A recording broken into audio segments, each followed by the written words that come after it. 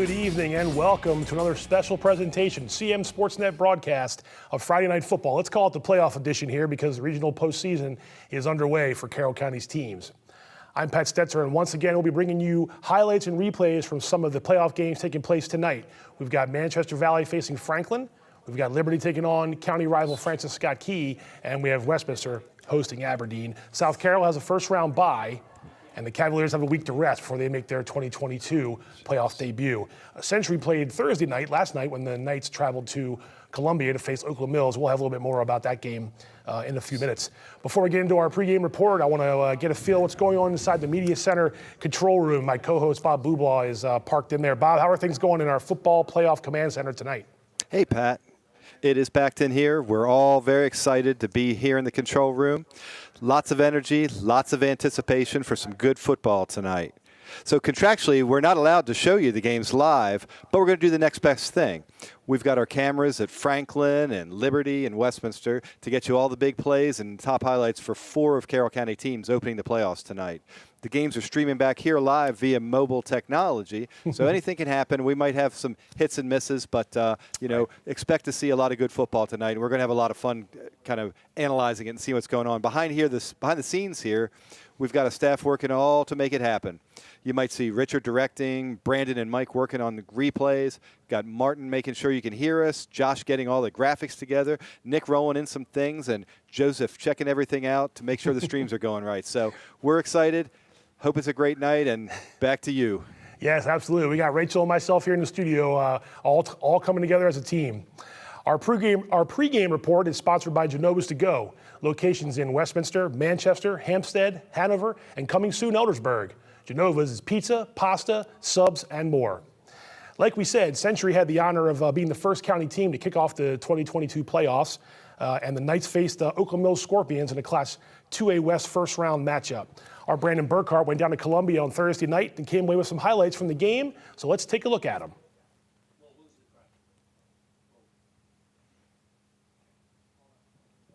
CMSportsNet High School Sports Highlights are sponsored by Genova's To Go. Locations in Westminster, Manchester, Hampstead, Hanover, and coming soon, Eldersburg. Genova's, pizza, pasta, subs, and more.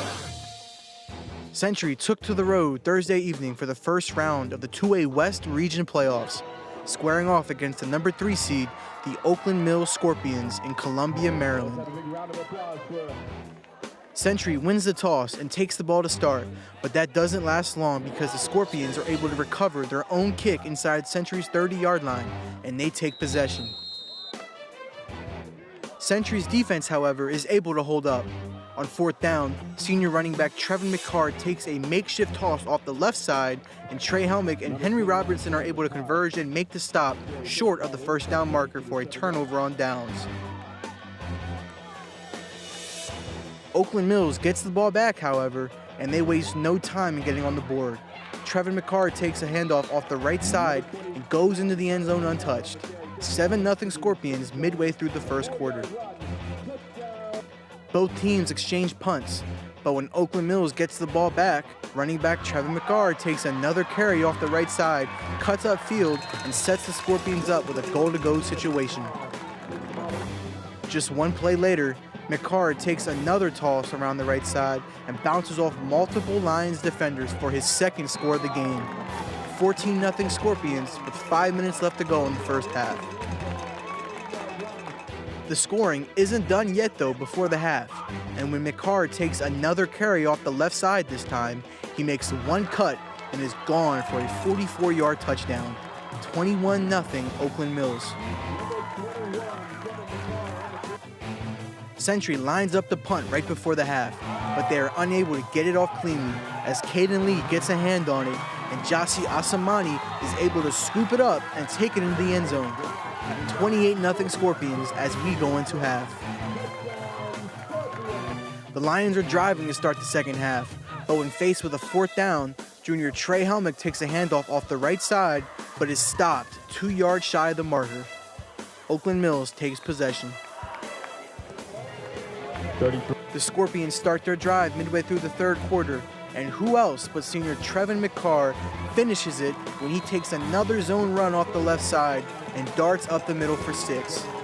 35-0 Oakland Mills, and the running clock is on. Final score in Columbia is Oakland Mills 35, Century 0. Trevin McCarr goes for 4 scores, and the Knights are kept off the scoreboard. Their season comes to an unfortunate end. Want more local sports coverage? Be sure to like us on Facebook and subscribe to our YouTube channel. Thanks, Brandon, for helping us out with that coverage. Before we start checking in with some of the other playoff action, let's catch up with the teams that are playing tonight. Brandon and I traveled around Carroll County earlier this week to chat with Carroll's coaches. First up is Manchester Valley coach Bernie Kuntz, whose Mavericks face Franklin in a 3A North first-round game. Let's listen in to see what Coach Kuntz had to say. Coach, matching up with the same team that knocked you guys out a year ago, when you're getting on that bus on Friday heading down to Franklin, what's going to be the message to your guys? I think most of them have an understanding of what to expect now of traveling down there, playing an away game at their site, at their place.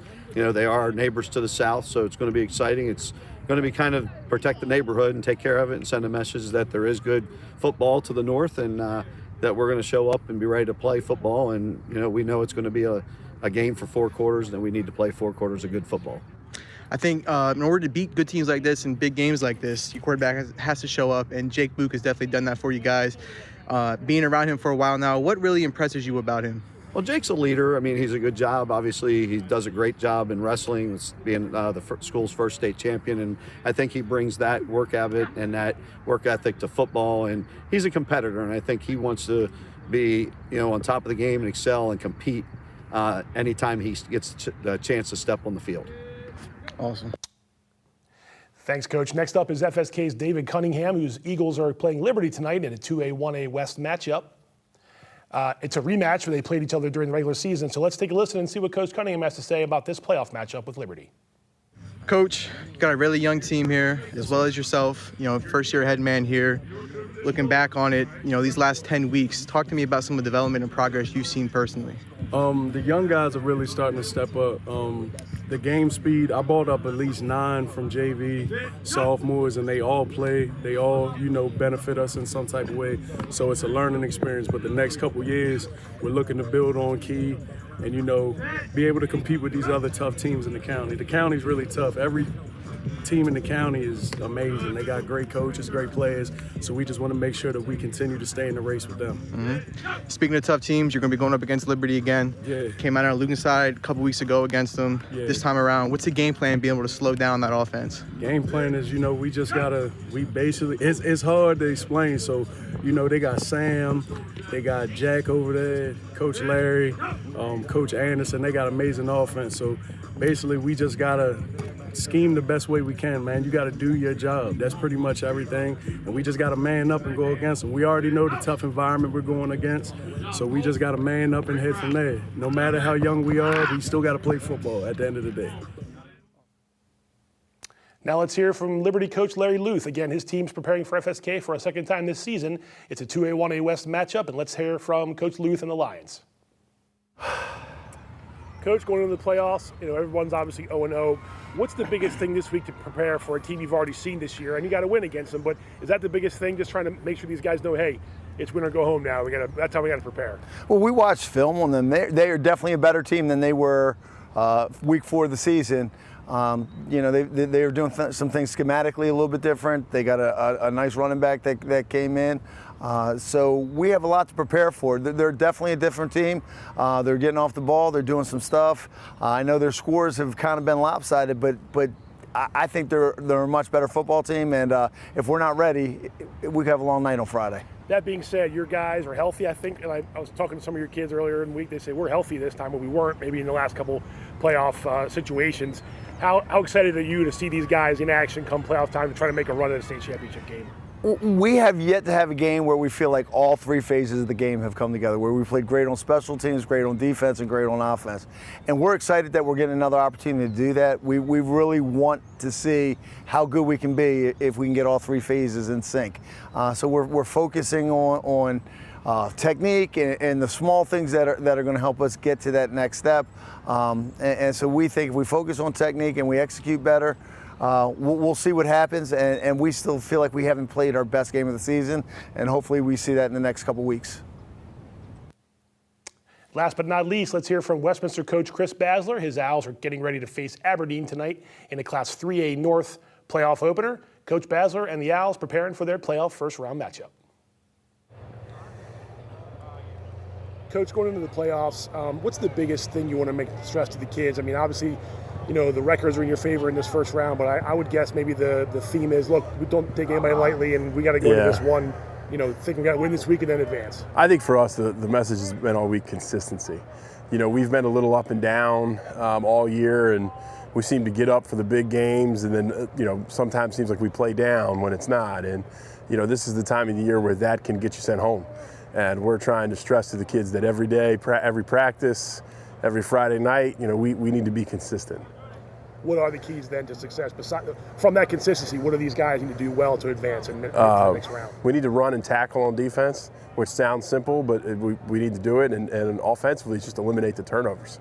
You know, when we've not shot ourselves in the foot on offense this year, we've put up a lot of points. In the weeks where we have penalties and turnovers and things that hold us back, we don't. And, you know, we got to get that cleaned up in a hurry if we want to keep playing, you know, into November. I was going to say, do the kids feel it, though? This week, have you gotten that sense of, hey, it's playoff time now, let's go out there and make a run? Yeah, I think so. I think this time of the year is always a lot of fun and special. And, you know, we've been fortunate enough to be a part of it every year I've been here. And we know what's at stake. And, you know, we're just trying to keep fighting for one more week.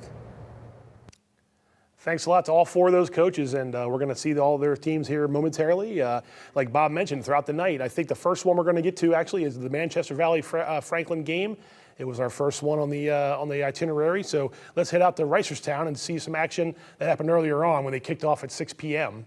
Again, this is a rematch, like Bob mentioned. I think you mentioned a rematch of the Class 3A North playoff game last year between these two teams. Franklin ended Man Valley's season, and you know, Bob, I think you and I were talking earlier in the week too, and just how Manchester Valley got hot right at the exact time they needed to get hot this year. Absolutely. They started playing really well about midway through the season and peaking at the right time. It's going to have a tough order with Franklin tonight. Franklin beat him 38-13 last year, but Manchester Valley does have a lot of good weapons, both on offense and defense, so we'll have to see. Yeah, and this is Franklin's opening drive. The Man Valley Mavericks kicked off to Franklin, and they got a good kickoff return. Going to start near midfield, so already a pretty good start for the Indians. Number 4, Jamari Lewis on the carry there for Franklin, who comes in 6-3, and so it's a 5-against-4 matchup here between the two teams, the two sort of regional rivals here between Franklin and Man Valley. Again, like Bob said, they ended their season last year in the playoffs. Looks like a second and short for the Indians, and right to the line of scrimmage, or right to the marker, I should say, before Man Valley's defense. Yeah, he got the first down there. Stands him up. Nice field down there at Franklin. Going to be a fast field. That is true. Might lend itself to some big plays. Yep, might. The artificial turf is a weapon in of itself, right? With the speed making, quickness. A lot of the quickness of those guys can exhibit. So it looks like a first down and 10 for Franklin at the 48-yard line of Manchester Valley. And there's a handoff again to Lewis, and he gets on the side. Oh, he's gone. Whoa, that guy is fast. That was number 5, Anthony Gibson, making quick work of that touchdown drive for Franklin, just like that. What'd I tell you about big plays? Yeah, just like that, the Indians are on the board for a 48-yard touchdown run by number 5, Anthony Gibson, a sophomore running back for Franklin. Here's the kickoff. Let's see if Man Valley can get some good field position here. Right, the extra point was good, I believe, so Man Valley's Ben Pitta's got it, and here we go. This is what Man Valley needed. And how about that? One big play to another. That's Ben Pitta, their standout running back, who also serves as kick returner. And that just one got like them into really Mavericks, good position, but Franklin's got a pretty good defense too. Yeah, so a few plays later, this was a 4th down play, I believe. Trying to convert on 4th down. And that's Jake Boog, the quarterback, looking to throw it, and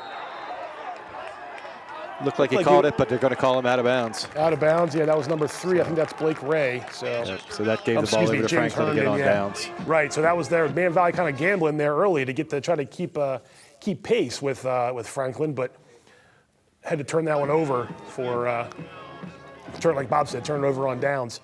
And so that was a little bit of action from earlier in the game. We'll catch up with them a little bit later. I think Franklin scored again at one point to go up 4. There you go, 14-3 now. It is Franklin leading Manchester Valley in the second quarter of play. Jake Boog over 1,500 yards passing. 3 guys, I think, Bob, in the county over 1,500 yards passing through the regular season. So some good standout numbers from a couple of the quarterbacks this year between Liberty's Jack Pelishati, Westminster's Kyrese Walker, and of course Jake Boog. You heard Coach Kuntz mention that he became Man Valley's first ever wrestling state champion. So you got an athlete back there under center. That's a good thing to have if you're Man Valley's football team. Absolutely. You got to love that. And we've got 2 games going on right now, and Liberty, of course, is in action playing against Francis Scott Key in Eldersburg. And we've also got Westminster Aberdeen getting ready to kick off. So we're going to have 3 games to give you lots of nice highlights from. Yeah, absolutely. Liberty and Key, again, we said it's a rematch from the regular season between Liberty and FSK. Liberty is 6-3. I'm sorry, not 6. They are 6-3. Excuse me. They tied for the Carroll County Athletic League lead with South Carroll and Westminster. They shared the county championship. First time that more than one team has had a piece of the county title in 21 years. We heard that last week on our Friday Night Football broadcast. Tied for first in the county and the second seed in the Class 2A, 1A West, and that gives them the number 7 seed FSK. 1-8 this year FSK was during the season, and had a tough go of it there. I think they're on a 7-game losing streak right now, actually. So. Right. That being said, I think we're going to go to Liberty High School where we'll see some action from the opening kickoff. Francis Scott Key, I believe, Liberty won the toss and deferred, so I think FSK got the ball first. Not always a good thing. Yep, so there's Liberty kicking off to Francis Scott Key. And we heard both coaches, Bob, talk about what needs to happen. In this one, if you're FSK, you have to limit those big plays in a hurry to try to keep Liberty off the board. Well, Liberty's really good. And what's going to be interesting to see tonight is if the big discrepancy in seeds, like 2-seeded Liberty playing against 7-seeded Francis Scott Key. Yes. Can the Eagles stay in the game? Can they make a game of it? You expect Manchester Valley, a 5-seed playing Franklin, to be able to keep it close. But what will happen in some of these other games? Can Aberdeen stay close to Westminster? Again, 2 versus 7. History says it's going to be tough, but we'll see. Yep, and here's Liberty kicking off to FSK.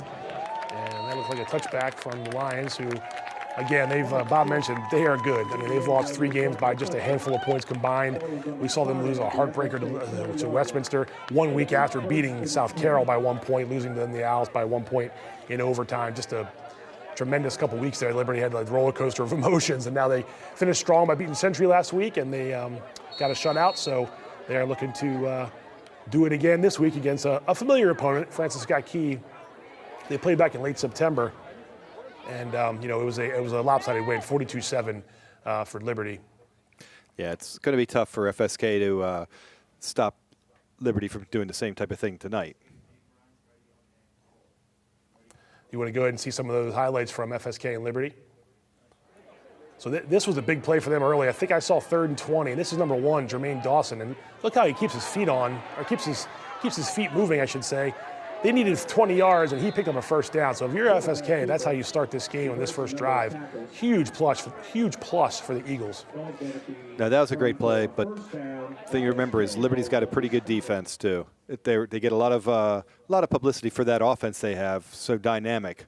But they're going to make it tough on FSK. Yeah, no doubt about that. Let's go back and see Liberty. You mentioned that defense. I think we have a defensive player coming up if you're a Liberty Lions fan. So this was that same drive for FSK, and Dawson was the quarterback, sort of a wildcat formation, and taken down in the backfield by, looks like number 51,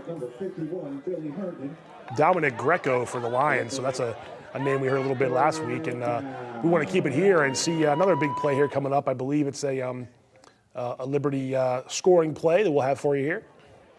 Liberty got the ball back on offense, and there's Jack Pelishati over the middle to Carson Struble. Carson Struble. Yep, nice touchdown catch by Carson Struble. Receiver 1A if Sam Evans is receiver 1. He's a really good season this year. 34 catches, 482 yards, and 5 touchdowns going into the game, and he gets the Lions on the board first. So, you had FSK sort of pinned in their own end, got that 3rd and 20, looked like it's some positive yardage, then they were forced back to another 3rd and long, had to punt, and Liberty got inside the red zone and was able to punch it in for their first points of the game. So let's go back out there and see some more scoring plays, or some more big plays, I should say, from the Liberty FSK game. Why don't we go out to Franklin, Pat? Oh, excuse me. Okay, we're going to go see Franklin. It's Franklin in Manchester Valley.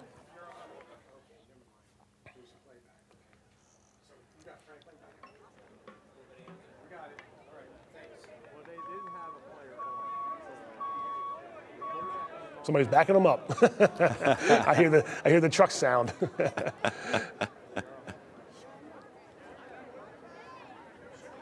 So yeah, again, we talked about Franklin and Man Valley know each other, the returning players from last year's postseason.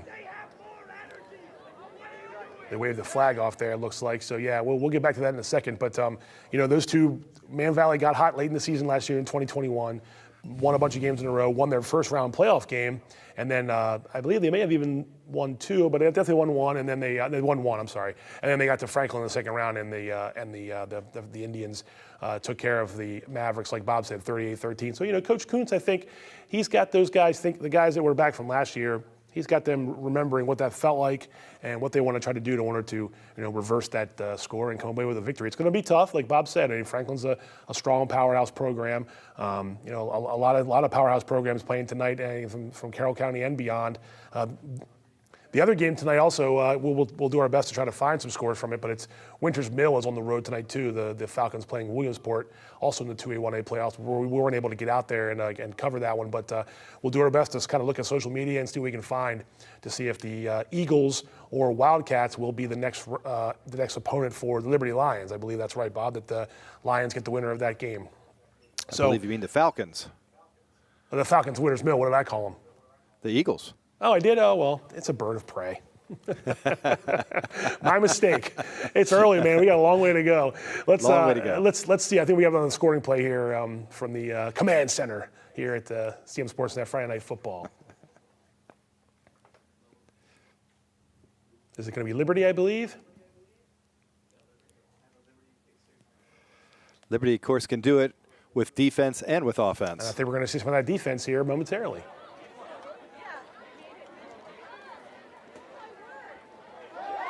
Stepped right into it. Number 40, Nick Marsicano. He's having a heck of a season for Liberty's defense, and that's a pick 6. And if you're the Lions, you've already scored on offense and defense, just like Bob said. So right off the bat, with midway through the first quarter, Liberty's up by 2 touchdowns, and the early statement here from the Lions is pretty strong. Oh, beautiful. Really, really nice job reading that play by Marsicano. Yep. And just his ability to then turn toward the end zone and find daylight. I mean, you're a linebacker. That's your dream, right? You step in front of the ball like that, and you want to just get in the end zone and score. So good for him to make that happen for Liberty. And now, like you said, they're up 14-0 early on Francis Scott Key. This is some. We made it to Ruby Fields. We got some Westminster Aberdeen here, and busting through the middle for a big run. For the Owls, number 28, I think that's Mikey Simons for Westminster. Simons. Yeah, again, Bob, Westminster and Aberdeen. This one a little lopsided when you look at the seedings and the records and what they've done this year. It does not figure to be a competitive game, but that's why they play them. Westminster, when they are on their game, they've been as good as anybody from what we've seen all season. True. They just have to, like Coach Basler said, they can't make mistakes. They can't shoot themselves in the foot. Right. When they play solid, fundamental football, when they don't commit penalties, when they don't turn the ball over, very tough to beat. Yep. Bob's got the World Series on his mind. It's fundamental football, not fundamental baseball, but it could be baseball too. And here's Kyrese Walker around the right side, and that's going to be their first score of the day.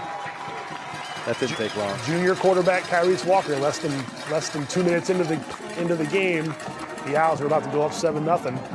And Kyrese very familiar with getting into the end zone. Yeah, I'd say. I think that's touchdown number 12, if I'm not mistaken, on the ground for Kyrese. And be Just out having a straight really first. nice year Oh, yeah. in his first year as a starting quarterback for Westminster. Yeah, no doubt. And Owen Harris, the kicker, will attempt the extra point.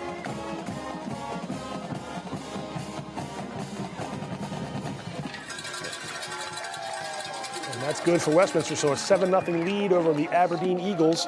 And let's send it back to Liberty. I think there's some more scoring down there in Eldersburg for the Lions. We're pouring it on here late in the first quarter against Francis Scott Key. So already up 3 touchdowns here. And I believe Sam Evans had their 3rd touchdown. And looks like he might have their 4th. He does. No. Yep. So that's Evans to put him up 27-0, provided the extra point is going to be good here. And I think it is good by Austin Seary. So like Bob said, I mean, just the way Liberty can score like that, just pouring it on. Pouring it on here early in this game, and just like they did last week, they haven't given up a touchdown in 2 weeks now so far. So big things happening for Liberty. Let's go back to Franklin, where Man Valley is trying to keep the Indians off the scoreboard. It looked like they're lining up for a field goal here, about a 34-yarder. And was that blocked? I think that was blocked. Absolutely. Let's see who got a hand on that, but good job by Man Valley's defense from keeping the Franklin Indians off the scoreboard. Man Valley's doing a pretty good job so far. 14-3 at last look. Yeah, they're hanging in there. Yeah. That's what you got to do. You got to hang around. Yeah, and also you want to take those first few blows and then, try to see if you can counter. So, yeah, 14-3 Franklin in the second quarter with, let's see, about 4 minutes to go before the half. So definitely not a lopsided score there for sure. Man Valley will need to get an offense going a little further. I know 3 points from, I'm assuming was Harrison Fritz, their kicker. Been a good kicker all year, giving them a sturdy leg. But they're going to want to put together some drives here and try to get some points on the board for sure. Well, they've got a balanced offense. They've got 3 good receivers. They've got big play ability and Blake Ray and Markel Brown and Hayden Askew. And Ben Pitt has been doing a good job running the ball. So, if they can get one drive going here before halftime, you never know. No, you're right, absolutely. And Franklin got the ball first in the half, so that means that the Mavericks, if they could put a drive together, they could then get the ball in the second half. And of course, that's always good when you're playing that momentum game to try to get a score at the end of the half and then take it into the second half. Absolutely. Bob mentioned Man Valley. Ben Pitt, 457 yards rushing. That was 4th best in the county going into the playoffs. And his receivers, Hayden Askew, Blake Ray, and Markel Brown to top the list. Just good hands on all 3 of those guys. And then, Bob mentioned Markel Brown with 57 tackles leading the team and 6 sacks leading the team. A good defensive end and a really good tight end for the Mavericks. Maybe we can go out and watch some that defense for Man Valley. Let's go. Let's see what happens here. Man Valley and Franklin from Reisterstown. So this is the Mavericks on defense, Bob? So I'm told. Quarterback run and going nowhere. Nice job. That was Ethan Everts, number 54, I think, for Man Valley, and a timeout You called. beat me to it. Sorry, a timeout called by the Mavericks. So I must be late in the half. Then they're trying to conserve some of that clock and get some points on the board. But that's going to keep them in this game. You go down by 2 scores and you want to try to hang in there. You're going to lean on that defense, and so far they have. Only 177 points allowed this year by Man Valley through the season. So, that's not the best defense in the league, but it's certainly not the worst. Why don't we go out to Eldersburg again, see what's going on out there? Sure, no problem. So let's head over to Liberty and see perhaps more points on the board by the Lions. So we're only a couple minutes into the second quarter here too, and Liberty already up comfortably 28-0. 35-point differences, running clock in the second half. I believe Pelishati has 2 touchdown passes so far, and, well, let's make that 3. Carson Struble with his second. So I think they each have 2 then, Evans and Struble, and that's you throw in a defensive touchdown there too, and you got 35-0. So 34-0 here, pending the extra point. Ooh, the Liberty Lion roaring. I can hear him in the background there at the Lions Den. But yeah, it's a little tough start for FSK. I mean, I think they knew there would be a uphill battle for a playoff victory, and to be down 35-0 like that so early. I mean, Liberty did this to Century just last week. It's definitely a gut punch. But let's see. We'll have to see if Coach Cunningham has the Eagles competitive. They fell behind last week early against South Carroll. They did compete in the second half to make it a little closer, but it's going to be a tough mission for the Eagles to sort of try to get a playoff win, as they experienced last season with a couple playoff victories. Well, like you heard from Liberty coach Larry Luth just a few moments ago, he wanted to make sure that his team understood that FSK is out here to try to pull off a victory. Sure. And that they needed to come out and get off to a good start. And, man, they couldn't have got off to a much better start than that. Yeah, no, absolutely. And they had that nice 3rd and 20 play. You thought maybe they'd have something going there, but couldn't do it, turned it over, and Liberty just strikes. And when they strike, they can strike quick. So, So Struble has 2 touchdowns there. Evans has 1. I believe that Jacobs has a rushing touchdown as well. Okay. And then, of course, you have Marsicano's defensive score. Add it all up, and you got 35-0. Yeah, you do. And it's still only the second quarter with, I think, about 10 minutes and change to go there at last look. So Liberty on their way to advancing in the 2A, 1A West playoffs. And they'll be home again next week by virtue of being the 2 seed. I think they're going to host the winner of the Williamsport Winters Mill game that's going on in Washington County. If we can find some scores for that, we'll let you know. But right now, nothing that we can find just yet. Sounds good. Why don't we try to get back out to Westminster? Sure. Let's see what's going on there at Ruby Field, where the Owls and Aberdeen Eagles are taking on in the 3A North matchup. So Westminster already up 7-0. We saw Kyrese Walker score with his legs. Here's Aberdeen. Ooh, bad snap by the quarterback, and down he goes. Bad snap, and let's see who made that tackle for loss for Westminster. Looks like 28. Maybe Mikey Simons. Yeah, he's doing it both ways here so far. Yeah. Nice job by the Westminster defense so far, not letting Aberdeen get anything going. Yeah, absolutely. They've pinned them deep.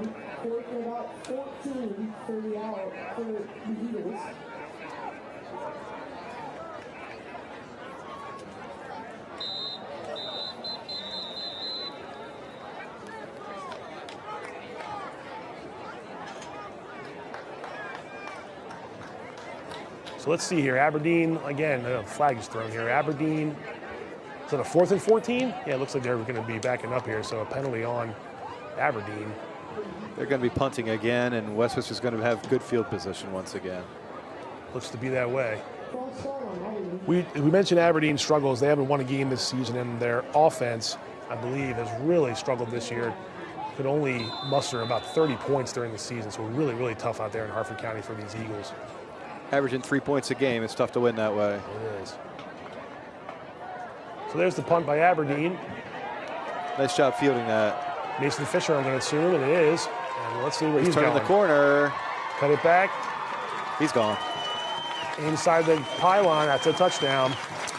Well. Mason Fisher, 2 of the big playmakers for the Owls, I should say, have touched the ball, and the result is 14 points here in the first quarter. And everybody How many times have we seen it this year, Yeah, Pat? I was just going to say. Fisher, so explosive, offensive or special teams. Or defensive, yeah. I mean, both. Exactly. You're right. I mean, all sides of the ball. Yeah, absolutely. I was just going to say, everyone in the state knows, Bob, not to kind of kick it toward Mason Fisher. We've seen teams try not to get it to him. He gets his hands on the ball more often than not, and he makes teams pay. And he just did there with about a 40-yard punt return for a touchdown. Absolutely. Yeah. Let's see if we can get back out to Eldersburg, see if maybe FSK's got something going. All right, let's take a look.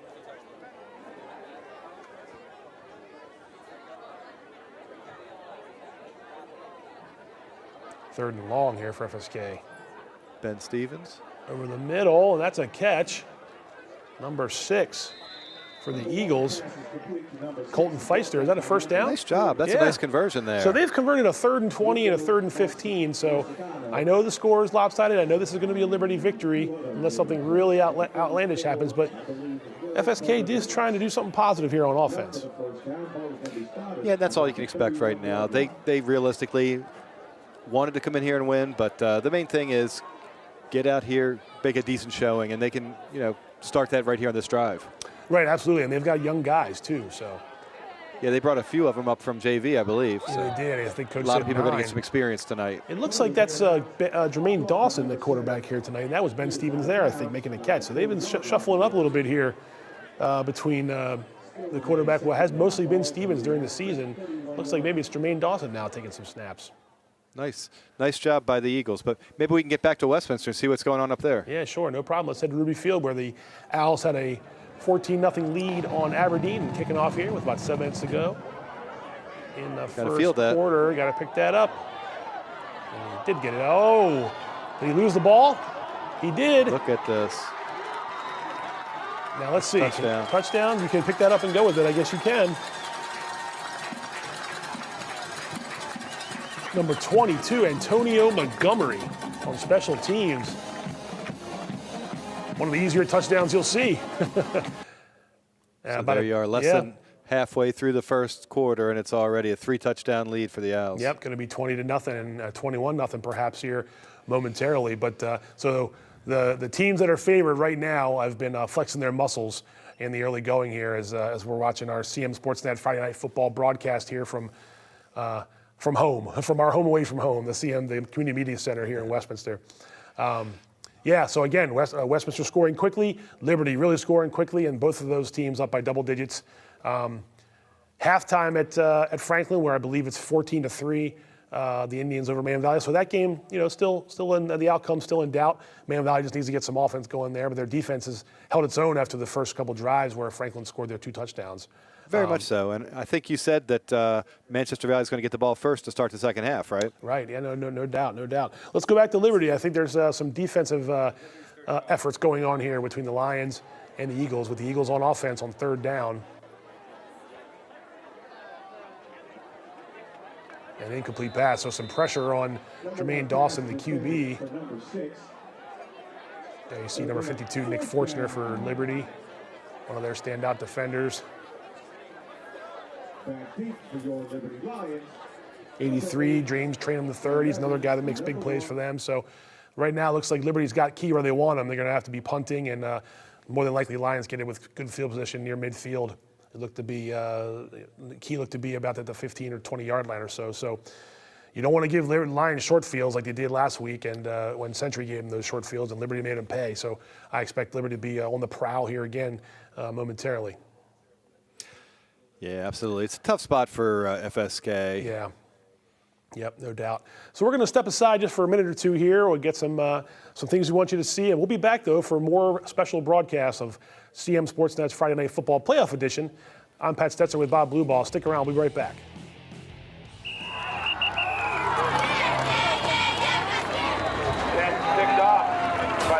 So, Bob? Hi, I'm Mike Preston of the Community Media Center. We're going to give you front row seats of highlights of Carroll County football, and we're going to take you behind the scenes. We're going to give you a front row seat. We're going to take you places that no one else can take you. But we need your help. We're looking for volunteers to help us cover the game. If you have a passion for the sport and are willing to learn, we want to hear from you. You can bring high school football to every screen in Carroll County. Some of the best plays in football happen right here, and you can be a part of it. Contact us today and find out how you can help us capture some of the best plays in the game. Are you ready to join the team? This fall, local athletes take the field, and CMSportsNet will be there to bring all the action to thousands of homes throughout Carroll County. Catch all the action: high school football, high school soccer, and Carroll Link soccer. Each week, local fans in Carroll County turn to CMSportsNet. Live game coverage, game highlights, and exclusive interviews. Plus, a wrap-up show to highlight the top athletes and teams of the season. Tune in for CMSportsNet's award-winning coverage. On air, online, and on demand. CMSportsNet's award-winning coverage. Let the games begin. CMSportsNet, we've got you covered. Skill, dedication, leadership. Just a few of the things it takes to be named CMSportsNet's Athlete of the Week. Hi, I'm Pat Stoetzer. Each week, CMSportsNet recognizes an outstanding player for their contribution to their sport. Meet some of Carroll County student athletes and join us as we celebrate their performance, impact, and outstanding accomplishments. The CMSportsNet Athlete of the Week is sponsored by Genova's To Go, locations in Westminster, Manchester, Hampstead, Hanover, and coming soon, Eldersburg. Genova's To Go, pizza, pasta, subs, and more. What does it take to cover local high school sports? It takes staff and volunteers, equipment, training, and community support from people like you. You can help by making a donation to the Community Media Center today. Your gift is an investment in our community, our schools, and most of all, our student athletes. We want to expand our coverage to include both boys and girls sports, but we can't do it without your help. So please, make your donation today and help us bring high school sports to every screen in Carroll County. Hey there, I'm Pat Stoetzer. And I'm Michael Duffy, inviting you to join us for The Score and more. It's our new podcast, and each week we'll talk about high school sports in Carroll County. We'll share information about upcoming games, highlight coaches and athletes, and much more. We'll even try to have a little fun along the way. Don't miss The Score and More podcast, presented by CMSportsNet. The Score and More Sports podcast is available online at carrollmediacenter.org and on a variety of podcast channels. Welcome back. We are back. CMSportsNet Friday Night Football Playoff Edition. I'm Pat Stoetzer, and Bob Blubaugh sitting back there in the command center, the control room. We're going to go right back into some of the highlights here we've been bringing you between Man Valley and Franklin, Liberty and Francis Scott Key, and Westminster and Aberdeen. Let's go to Liberty, I believe, where some Lions and Eagles highlights. I think we're going to see the Lions on defense yet again. Sack, helmets are flying off. Liberty is already doing some things. That's James Trainham, I think, who had that sack for the Lions. So, again, Eagles up against it here. And let's head to Westminster, where Aberdeen and Westminster are getting it on at Ruby Field. And Aberdeen trying to do something on offense here, 3rd and long. Oh, there's a nice hit. Nice hit, yeah.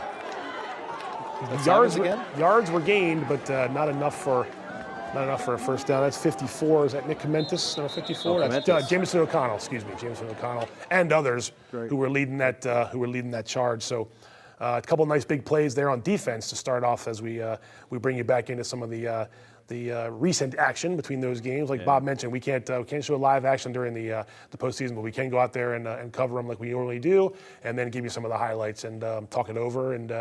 And we're looking at trying to do that with 3 different games. Man Valley and Franklin is at the half. Manchester Valley leads 14-3. And like we mentioned, Westminster's up 21-0 over Aberdeen. And Liberty is up 35-0 over Francis Scott Key. Both those games, Westminster's in the first quarter, the FSK games in the second quarter. Let's go back out and see something here from Westminster and Aberdeen. Right at midfield, and I believe that's Kyrese Walker. With a quick out to number 15. Eden Midkiff, almost a 20-yard pickup there. Bob, you've mentioned about how deep those guys are all year, and that's one position where they've got riches, and that's at the wide receiver position. Absolutely. They've got an embarrassment of riches. So many people to throw to. Kyrese Walker has people to hand it off to. He can run it himself, and he's got all kinds of options on offense. Yeah. Mason Fisher, Tristan Shampoo, Clayton Dorsey, Jackson Zaransky, and now Eden Midkiff. We've heard some other names in there as well. Just besides the guys in the backfield, he's got a lot of weapons on offense, and himself, because he can certainly take off and run. And they're doing what you expected on offense, but don't forget on defense. Aberdeen was going to have a tough time tonight. They've struggled on offense most of the year, and they've just been able to do nothing so far against the Owls. No, you're right. Andy Schneider leading the county in tackles with 90. Clayton Dorsey, a defensive back, has more than 50. It's top 10. Nick Comentis, Matthias Thielman. I mean, they got a lot of guys on defense. And you mentioned it too, Bob, earlier. When they're on point, they're one of the top teams in the region, not just the county. I mean, there's 3 really good teams in this county this season, and all 3 of them can go out there and beat just about anybody. Oh, absolutely. They're going to be very dangerous in these playoffs. The key, of course, was getting off to a good start, and Westminster and Liberty certainly have. Let's get back out to some of the action. So we got Liberty and FSK about halfway through the second quarter here we're looking at, and Liberty's up 35-0. Looks like the starters are all still in there. I see number 12, Jack Pellicciati at quarterback, the county's leading passer. And he's got 3 more touchdowns tonight. That puts him up to 24. And a pump fake, and he's going long. And guess who? Number 8, Sam Evans. Those guys have hooked up a lot this year. And And last year, what a combination. Yeah, they've been. last year, that's true. And that's got him all the way down inside the 20. And, you know, Bob, you and I were talking about Pelishati, and quietly he's creeping up the all-time passing list.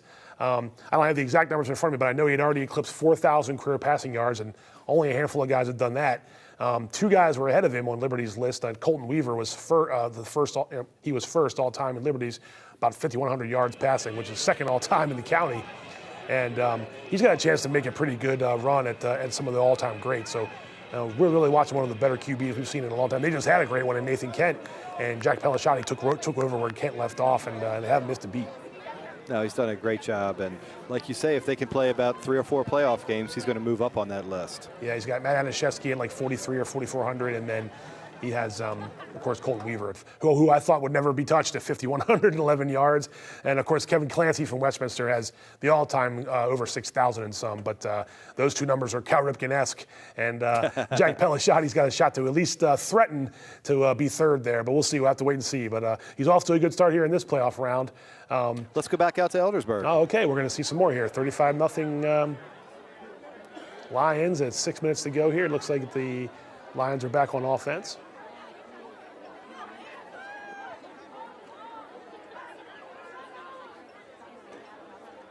Pelishati trying to make something happen here and put up another touchdown over the middle. Nobody there. Defender falls down. Sam Evans makes the catch. That was Ben Stevens who took a slip. Nice job by Evans. Yeah, and that's going to be having another good game. Yeah, a first and goal. We headed over to Westminster now. We are for a little bit of action here between the Owls and the Eagles of Aberdeen. And looks like the Owls are in scoring position. Kyrie's Walker going to keep it himself. Nobody there. Look at that. Yeah. Into speed, quickness. Into the darkness of Ruby Field's corner of the end zone. And he's gone. And that's a short touchdown run for Kyrie's Walker. Another rushing touchdown for the junior. And we're not even reached the end of the first quarter, and Westminster's about to go up 28-0 on Aberdeen. Well, that's exactly what you were afraid of if you're Aberdeen. You're overmatched. You had a rough year. You need to come in here and get off to a good start. You got the exact opposite. Yeah, the exact opposite. And it's kind of what they've been doing all year, right? Struggling to score points and giving up too many. And, Kyrie's over 700 and probably 50 now yards rushing. We know he's thrown for over 1,500 yards, so 2,200 plus yards he's accounted for this year. Just a tremendous year. And he was a wide receiver last year. So we've talked about this all season, but they converted him. He had thrown the ball a little bit before that, but he had a great year as a receiver for the 2021 Owls. And here he comes in for the 2022 Owls, and he is second in the county in passing and leading his team to what they hope for is a Class 3A state championship run. Absolutely. He's been a lot of fun to watch. Yeah, there's a lot of guys like that. I mean, from Walker and Fisher to Pelishati and Evans to Boog. We're seeing them all here a little bit tonight. And that doesn't take away from the defenders. And, of course, waiting in the wings and getting a week off is South Carroll. We watched the Cavaliers last year, Bob, go all the way to the 2A, 1A state final. Didn't lose a game all season. They went 8-1 this year. They had a 15-game regular season winning streak snapped during the year. I think you and I were saying that may be one of the all-time best regular season runs we could ever remember. Absolutely, and this year's been really impressive by the Cavaliers. They lost a lot of good players, the top offensive and top defensive player in the county by our reckoning. No doubt, yep. The two guys we picked for our players of the year, Ryan Bernard and Brandon Athey. Athey led the county in tackles. Bernard was a great running back, or a great quarterback who could also run. So anyway, we'll see them next week and talk more about them later. Let's go back out to some of the highlights. So here's Liberty again against FSK. Cool. And a rushing touchdown for Seth Jacobs. I believe that's his second of the night. I believe you're right. And that's going to put them with 5 minutes to go in the second quarter, an extra point away from being up 42-0. So I know Coach Luth had some, trepidation about just falling into a trap, but not to be here not to be in Eldersburg.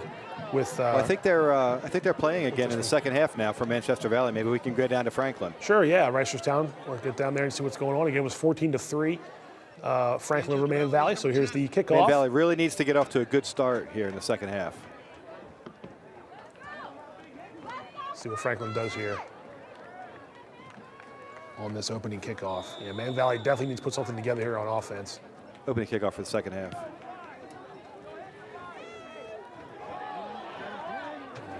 And Pitt had a little trouble with the snap, or the, he lost the ball. Oh, that's not what you wanted if you're Man Valley. So Ben Pitt.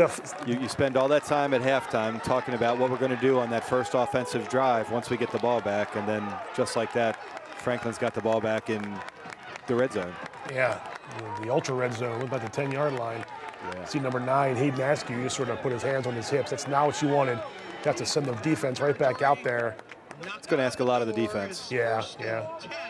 8 seconds into the third quarter in that second half kickoff, and now you're on defense, and it's a 1st and goal situation for Franklin. So if the Indians... They're thrown totally for a loop. The offense was planning on coming out there, trying to put the drive together and, get back into this game at 14-10 or something, and now all of a sudden the defensive team has got to be back on the field, pinned back almost against their goal line. Absolutely, and here we saw FSK pin them up against their goal line, and Jermaine Dawson decided to take off and run, and he got picked up tremendous yards for the Eagles, so it got him out of that shot of their end zone, trying to just put something together here.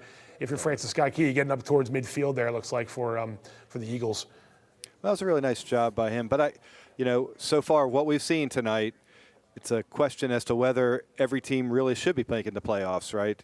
We've got a couple of really lopsided games on the 2-7 games tonight. No, you're right. Let's go back to Franklin. I think the Indians are close to scoring here. Let's see what they did against Manchester Valley after that turnover on the kickoff.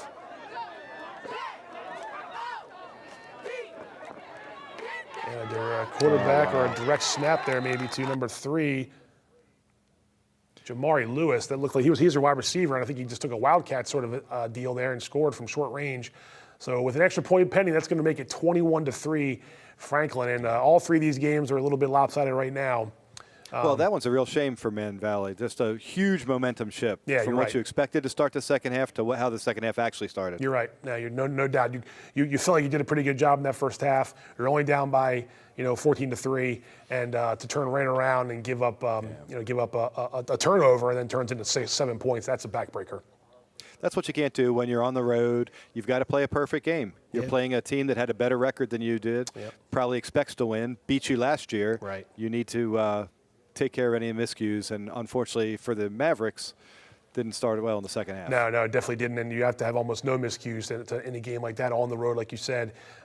You're Westminster, you're Liberty right now. You make a mistake here and there, it's not going to be so costly in this situation. But in the situation where Man Valley, like you said, almost had to go out there and play an A+ game.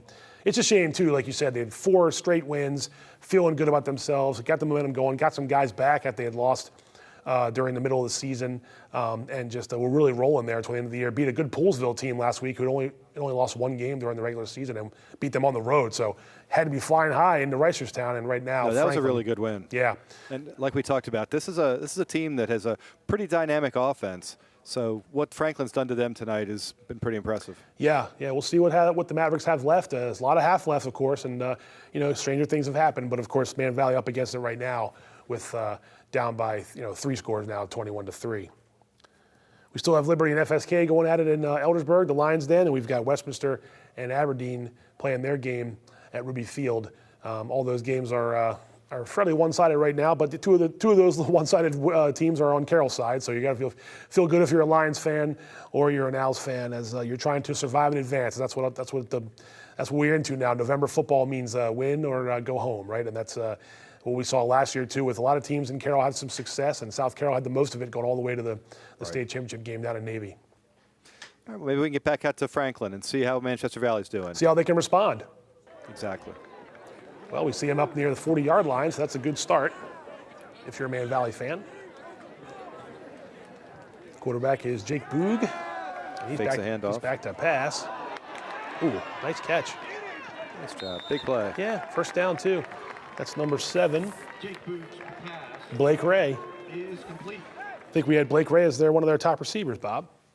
He's explosive, no doubt about it. I think on the year he had 18 catches for 462 yards coming into today's game. And that was just a little sample of what he can do. Yeah, exactly. And I know we had a game of the week. They played Westminster, and he caught a tremendously long touchdown early in that game. And Man Valley hung with Westminster. They hung with South Carroll during the season, and they lost a little lopsided to Liberty. But those 3 back-to-back weeks, they had a tough run of it. Lost all 3 of those games, and then didn't lose for a while again since then. So, yeah. Anyway, well, that play got them almost to the 40, so it's for a first down. pretty much mission critical now. They've got to get the ball in the end zone this drive. Yep. It may be 4-down territory unless there's a 4th and forever, but you got to think if you're Bernie Kuntz and your coaching staff, you want to try to start really pushing the issue here because time's running out. Well, they came out with the right idea. They went forward aggressively on 4th down in their very first trip down the field. Right. Unfortunately for them, it didn't work out for them, but that's that kind of aggressiveness that they're going to need to employ all second half. Yep. I think we're going to head back to Westminster and see what's going on there as the Owls are back on offense against Aberdeen with a comfortable lead.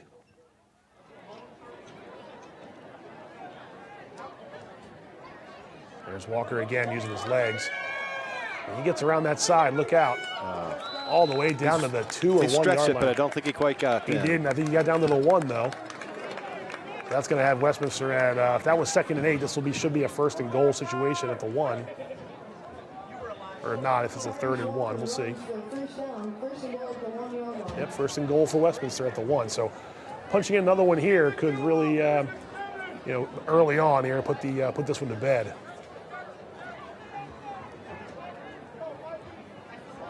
And that's why Westminster's so good too, Bob, just how balanced they are. They want to throw the ball over the field they can, but they also know they can run the ball pretty effectively, and we've seen both of those aspects of their game. That's what makes them so difficult. So we got a catch in the end zone. Looks like little too far. Was it out of bounds for number 7? Looks like it was, yeah. Okay. Andy Schneider coming in. Go at it again. Yeah. On the first from the 1 yard line. Yep, that was Andy Schneider coming in as like a. What would you call him, a wingback or a fullback? he's usually a linebacker. End. Yeah, I guess you're right. He's on the end. So I guess that was incomplete. So 2nd and 1 now for. Here's where they like to give the ball to Mikey Simons. Boy, it's almost as if you have an idea of what's going to happen. And there's Mikey Simons with a 1 yard touchdown. And at this point. Did I call that one or what? At this point, Bob, we can start calling the plays from here, I think. It's a 35-0 Westminster over Aberdeen. Here's back to Man Valley and Franklin. Oh, is that caught? It is. Blake Ray. Got it. Oh, we were just talking about it. We sure were. That's exactly what Manchester Valley had to do. They're back in this game now. Or was it number 14? It could have been number 14. Isaiah Farabee, they're showing him on the sideline. Manchester Valley's pass by Jake Boog is complete. And it's good for a touchdown. I was just trying to hear if the PA announcer will say who it was. So we'll see if they can touchdown, though, so hit the point after. Manchester Valley 21. I'm sorry, Franklin 21, Manchester Valley 9. Pull within 21 to 10. I was just going to say, the point after will make it 21 to 10 if it's good by Harrison Fritz, and it looks to be good. Plenty of leg. So again, it's still going to be an uphill fight for them, but they're back in it, right? Like you said, Bob, 21-10. Let's take a look and see Liberty and FSK. I think there's some more highlight-worthy action going on there at Eldersburg. So it's a 4th and long situation here after that big play by Key. And Dawson over the middle, intercepted. And that's 51 for Liberty. Dominic Greco, we called his name earlier in the game too, so Liberty's defense really showing out here so far in this second quarter. We're going to get to halftime there, I think, and it's going to be a tremendous advantage. Liberty 42-0 over Francis Scott Key. That defense of Liberty has just kept it going from last week. No doubt. Did they ever let any points in? They haven't yet.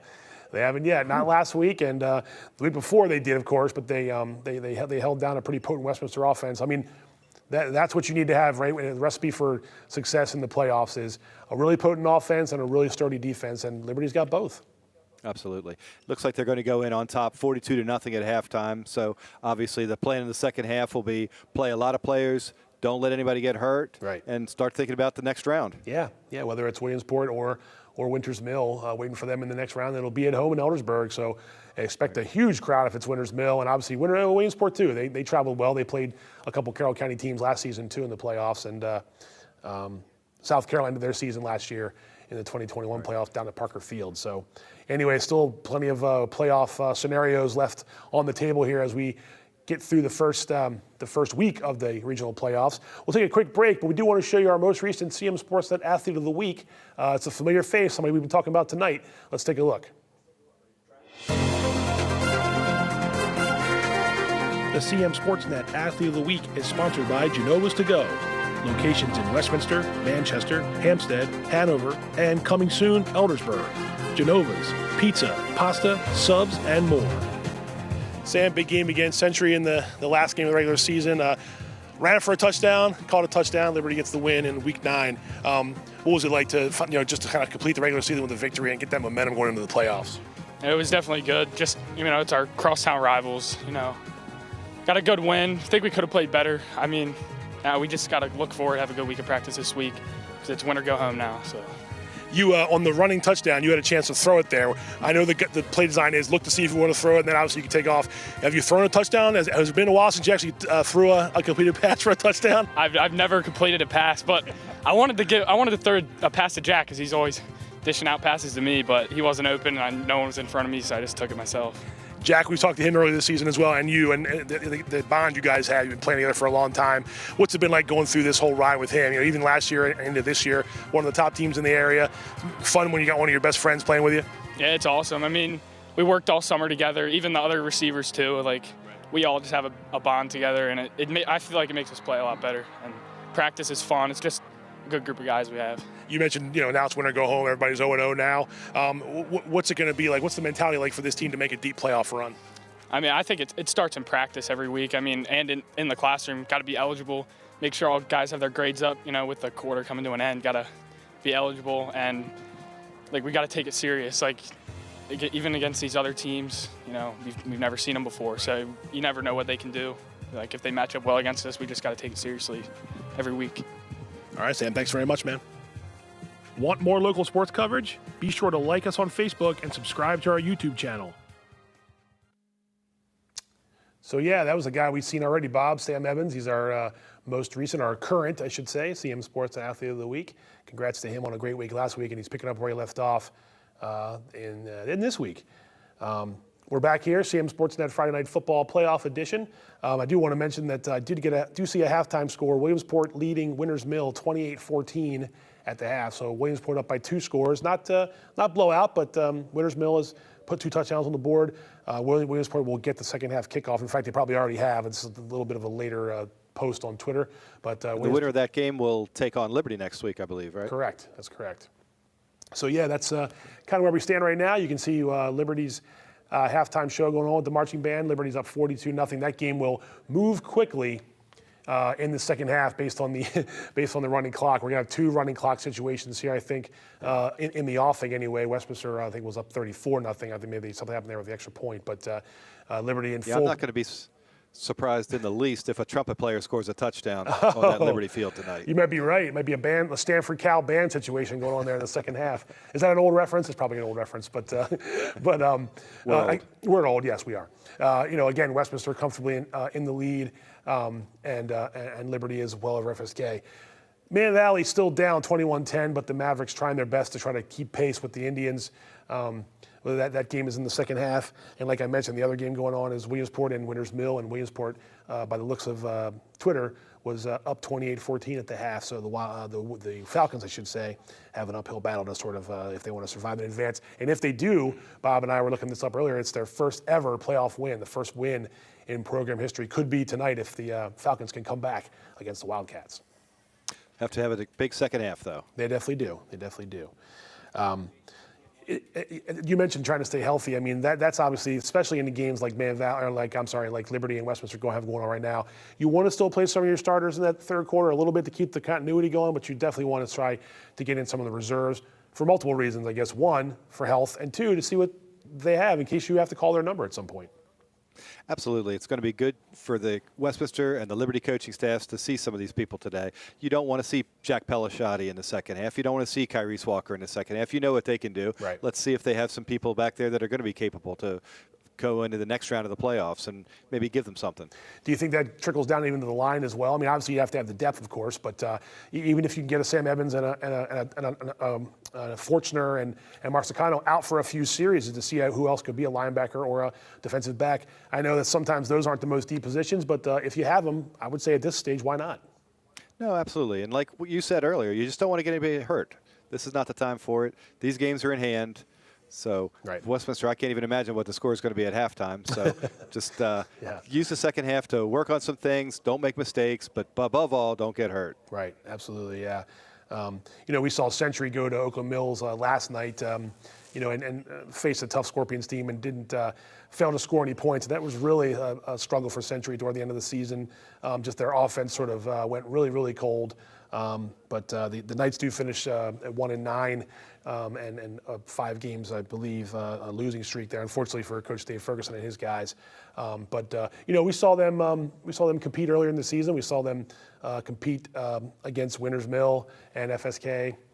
So I know there's trying to be some positives there. He had more guys back this year than he had the year before. So trying to get things going. It's only his second season as the Knights coach. So I think better things are ahead if you're a Century football fan. A little tough couple years here, a little lean. Things go in cycles that we've seen through the years. So hopefully for them some brighter days ahead. But they're the first team out so far in the football playoffs, and we've got the rest of the teams in action today. And then of course South Carroll. With the 2A, the first round bye in 2A, 1A West. Bob, you think in terms of rest or rust? We've had this conversation before too, and we've asked coaches through the years about this. I think it's probably better to get that rest, but you also don't want to get too rusty where you haven't played in going on 2 full weeks of action by the time South Carolina gets back out there. It didn't hurt them last year. They had the same situation and got all the way to the state championship game. That's what I was just going to say. I think at this point in the season, you've played for 9 weeks. I think if you can get a week off, you'll take that. You'll be happy. You'll take that happily. Rest up. Maybe watch a little bit of film. Go out there and take out some aggression the next week. Yeah, and also, what you don't want is you don't want guys, like you said, getting a little bit not lazy, but just a little bit lackadaisical in terms of the coverage assignments and things like that. And they didn't have that happen to them last year. They had that week off. But I would say for everybody that has a sore elbow or just a jammed wrist or anything like that you would play through it, you get that extra week to let that heal up, and you're going to be that much better when it comes time for the second round of the regional playoffs. By the way, Pat, if you have the week off, you can't lose. That's true. Absolutely. Let's go back and take a look and see what we put together for last week. And we had the CMC broadcast, CMSportsNet, I should say, broadcast. And it was a crazy night in here as well. Whip around coverage of week 9 of the regular season. We've been talking about some of these games. Let's see how it all shook out and some of the highlights we brought you from our Friday Night Football coverage last weekend. CMSportsNet High School Sports Highlights are sponsored by Genova's To Go. Locations in Westminster, Manchester, Hampstead, Hanover, and coming soon, Eldersburg. Genova's, pizza, pasta, subs, and more. CMSportsNet gave you whip-around coverage of 3 important high school football games on October 28th in our special Friday Night Football broadcast, as Liberty, South Carroll, and Westminster were all vying for the Carroll County Athletic League Championship. Let's start with Liberty against Century in their annual Freedom Bell rivalry game. After a turnover early in the first quarter, linebacker Nick Fortner lines up as fullback and plunges in for a 2-yard touchdown. 7-0 Lions over the Knights. It's 14-0 Liberty when Jack Pelisciati finds Sam Evans down the far sideline for a 23-yard touchdown toss. An extra point makes it 21-0 Lions in the first quarter. Liberty uses some trickeration, and Sam Evans looks to pass before taking off himself for an 11-yard touchdown run. It's 28-0 Lions, and the route is already on. Final score in Eldersburg is Liberty 35, Century 0. The Lions finished their game first and improved to 5-1 in the county. Jack Pelisciati throws for 3 touchdowns, and Sam Evans scores twice. Now it's on to Francis Scott Key, where the Eagles hosted South Carroll in their regular season finale. A.J. Rodriguez sets the tone early when he gets away from the line of scrimmage and breaks loose for a 28-yard touchdown. South Carroll lines up for 2 points, and Carter Mazalewski finds Nate Bohr in the end zone as Bohr rises up for a one-handed grab. It's 8-0 Cavaliers. Another touchdown here from SC. Mazalewski over the middle to Jackson Strelzik for a 59-yard touchdown strike. Cavs lead FSK 30-0 in the first half. South Carroll goes airborne again. It's Mazalewski to Drake Hebron for a 49-yard scoring pass. and it's all Cavaliers.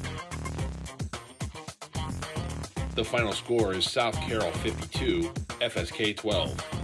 A.J. Rodriguez goes for 3 touchdowns, and Carter Mazalewski throws for 2 while running in a pair of 2-point tries.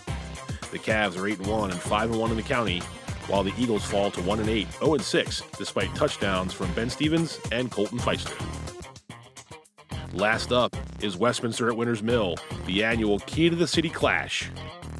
The Falcons strike first on this 34-yard field goal from junior Camden Cook. It's 3-0 Winners Mill in the opening quarter.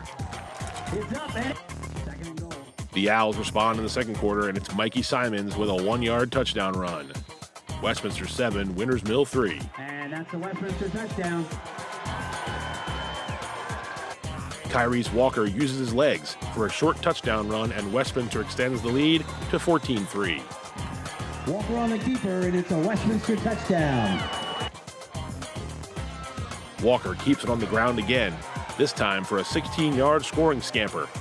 Owls 21, Falcons 3 in the third quarter. Walker with the Owl touchdown. Mason Fisher gets in on the touchdown act. He takes a pass from Walker and puts together a 75-yard score down the sideline. And it's all Owls now.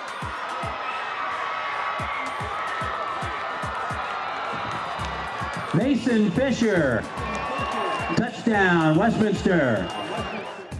The final score is Westminster 28, Winners Mill 10. The Owls run their record to 8-1 and 5-1 in the CCAL. Kyrese Walker runs for 2 TDs in the victory. Will Snyder catches a 20-yard touchdown for the Falcons, who are 3-5, 2-4 in the county. Liberty, South Carroll, and Westminster are Tri-Carroll County champs, and we have a tie for the title for the first time in 21 years. Want more local sports coverage? Be sure to like us on Facebook and subscribe to our YouTube channel. Welcome back. CMSportsNet Friday Night Football Playoff Edition here. I'm Pat Stoetzer, and with me in the control room is Bob Blubaugh, and we're back to try to give you some more highlights between Aberdeen, Westminster, Man Valley, and Franklin, and Liberty and Francis Scott Key. Liberty and Francis Scott Key at the half. Man Valley and Franklin into the third quarter. And I believe we've got some Westminster stuff right off the bat here, Bob, some offense, and to see if the Owls can put some more points on the board against Aberdeen. Yeah, Westminster's in scoring position again. It's been happening all night. So let's see what's going on out in Westminster. Let's take a look at Ruby Field. So short range again, it looks like, for the Owls on offense. I would just let Kyrese Walker take it. I see 21 Raekwon Warfield to his right. Yeah, you're right. Kyrese Walker up the middle for a touchdown, and it's all Westminster now, 40-0 with 5 minutes to go in that second quarter. So they made the extra point, so it's going to be 41-0. 41-0. It's going to be a running clock there. It's going to be a running clock in Eldersburg when they get out of the half. Man Valley and Franklin, though, into the third quarter. Let's take a look and see if we got anything going on there between the Mavericks and the Indians. This game, of course, still 21-10. As things get out of hand in these other 2 games, the Mavericks are still in it. Yeah, Jake Boo hooking nice up. Play, nice connection. Nice first down there, absolutely. It's a well-thrown ball.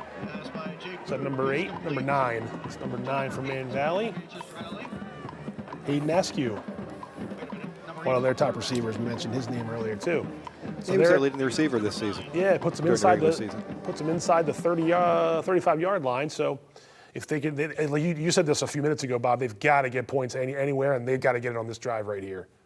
Well, the key to this whole game so far for Man Valley is that they responded. They got off to a terrible start in the second half, fumbling the ball, and 2 plays later, Franklin was in the end zone. Right. But they responded. They came back, they scored a touchdown, and they stopped Franklin again, and here they are again, driving right down the field. I've been doing my best to kind of keep pace with Williamsport and Winters Mill as well, just to kind of keep everybody updated. Winters Mill went for a fake field goal, about a 39-yard field goal. Things went disastrously wrong for Winters Mill, scrambling around trying to throw a ball. The thrower was a fumble happened. The thrower was stripped, and Williamsport ran it in for a touchdown. They're up 35-14 now, with 8 minutes to go in the third quarter. So falling apart a little bit there. Winters Mill is to try to pick up that first playoff win. It looks as if Williamsport will advance to play. Well, I'm going to go ahead and say it's going to be Liberty. Play this team right here. It's going to be Liberty as we get ready for them to get back on the field for the second half kickoff. 42-0 Liberty over Francis Scott Key. I'm trying to remember who won the toss, although it probably doesn't really matter at this point. Francis 42-0 score. But well, it matters for Francis Scott Key. It does. They want to go out, play hard in the second half, get on the board, try to get a touchdown, that sort of thing. Right. But obviously they're not going to win this game, and Liberty's going to be playing Williamsport next week, it looks like. Yep, and it'll be a good matchup in that second round, but we got to get there first.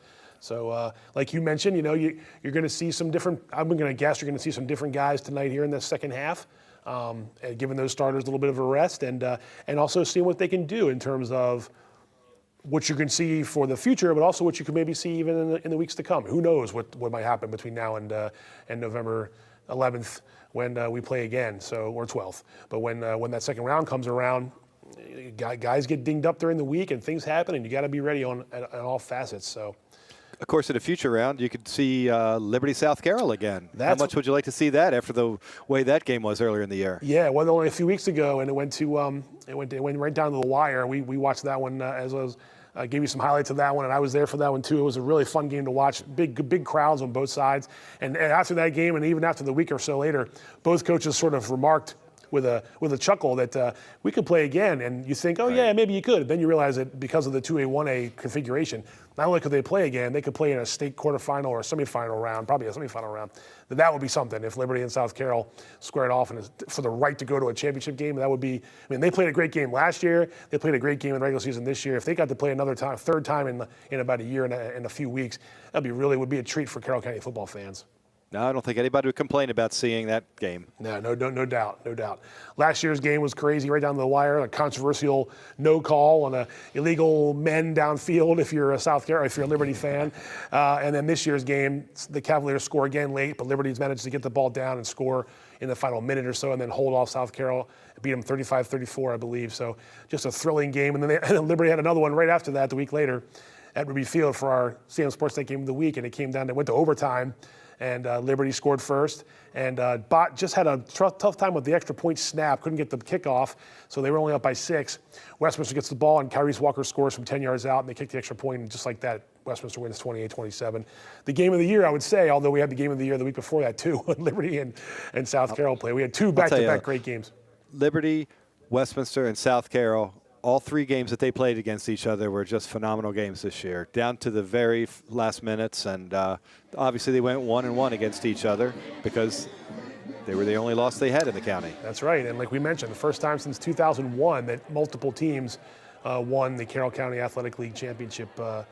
It's really something based on the fact that it was in more than 2 decades since we had a co-champion, let alone tri-champion. So we saw Liberty there. They're getting ready to kick off or get started that third quarter.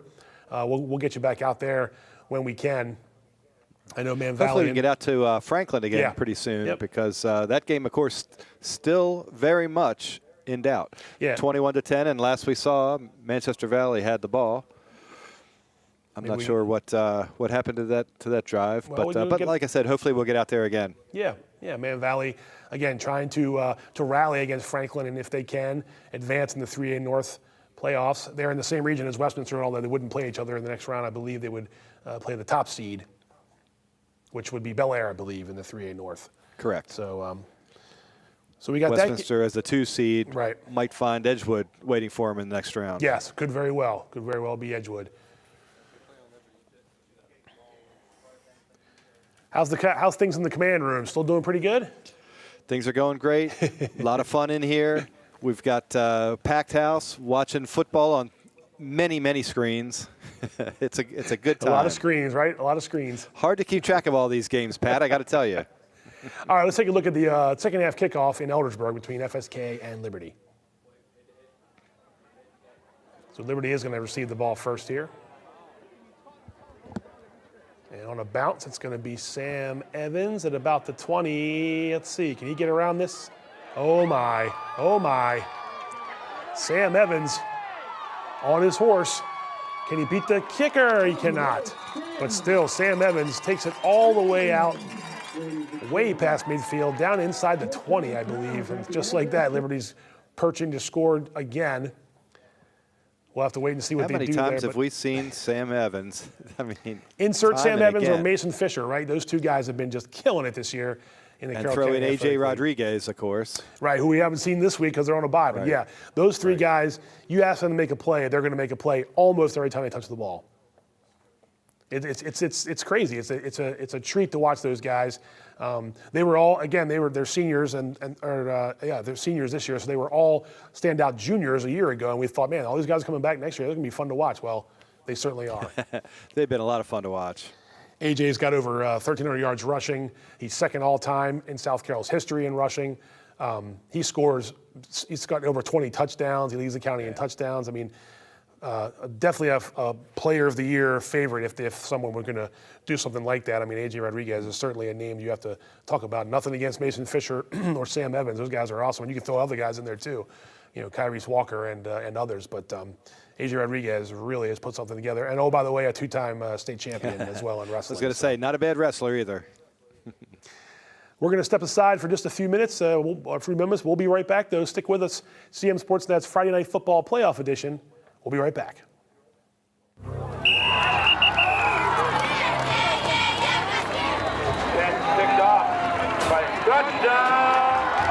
Hi, I'm Mike Preston of the Community Media Center. We're going to give you front row seats of highlights of Carroll County football, and we're going to take you behind the scenes. We're going to give you a front row seat. We're going to take you places that no one else can take you. But we need your help.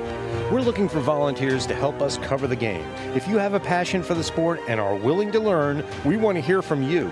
You can bring high school football to every screen in Carroll County. Some of the best plays in football happen right here, and you can be a part of it. Contact us today and find out how you can help us capture some of the best plays in the game.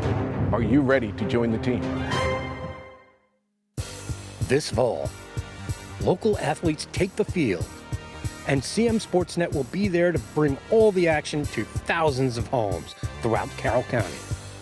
Catch all the action: high school football, high school soccer, and Carroll Link soccer. Each week, local fans in Carroll County turn to CMSportsNet.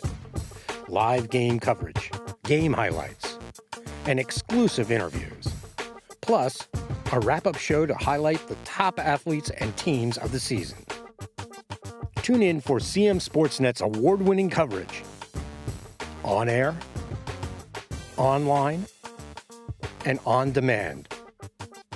CMSportsNet's award-winning coverage. Let the games begin. CMSportsNet, we've got you covered. Skill, dedication, leadership. Just a few of the things it takes to be named CM Sportsnet's Athlete of the Week. Hi, I'm Pat Stoetzer. Each week, CM Sportsnet recognizes an outstanding player for their contribution to their sport. Meet some of Carroll County student athletes and join us as we celebrate their performance, impact, and outstanding accomplishments. The CM Sportsnet Athlete of the Week is sponsored by Genova's To Go, locations in Westminster, Manchester, Hampstead, Hanover, and coming soon, Eldersburg. Genova's To Go, pizza, pasta, subs, and more. What does it take to cover local high school sports? It takes staff and volunteers, equipment, training, and community support from people like you. You can help by making a donation to the Community Media Center today. Your gift is an investment in our community, our schools, and most of all, our student athletes. We want to expand our coverage to include both boys and girls sports, but we can't do it without your help. So please, make your donation today and help us bring high school sports to every screen in Carroll County. Hey there, I'm Pat Stoetzer. And I'm Michael Duffy, inviting you to join us for The Score and more. It's our new podcast, and each week we'll talk about high school sports in Carroll County. We'll share information about upcoming games, highlight coaches and athletes, and much more. We'll even try to have a little fun along the way. Don't miss the Score and More podcast presented by CM Sportsnet. The Score and More Sports podcast is available online at carrollmediacenter.org and on a variety of podcast channels. Welcome back. We are back. CM Sportsnet Friday Night Football Playoff Edition. I'm Pat Stoetzer, and back in control room is Bob Blubaugh. We are going to get right back into some of the action. I think, Bob, I heard maybe some Manchester Valley Franklin action here first. Absolutely. Those other two games are a little bit lopsided, but Manchester Valley's right in it. It's still 21-10, I believe, and fourth quarter and driving. Okay, let's take a look.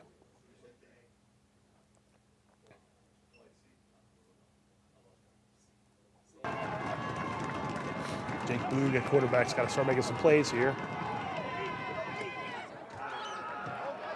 Nice catch there on the sideline and picking up some extra yardage. Number 7, Blake Ray.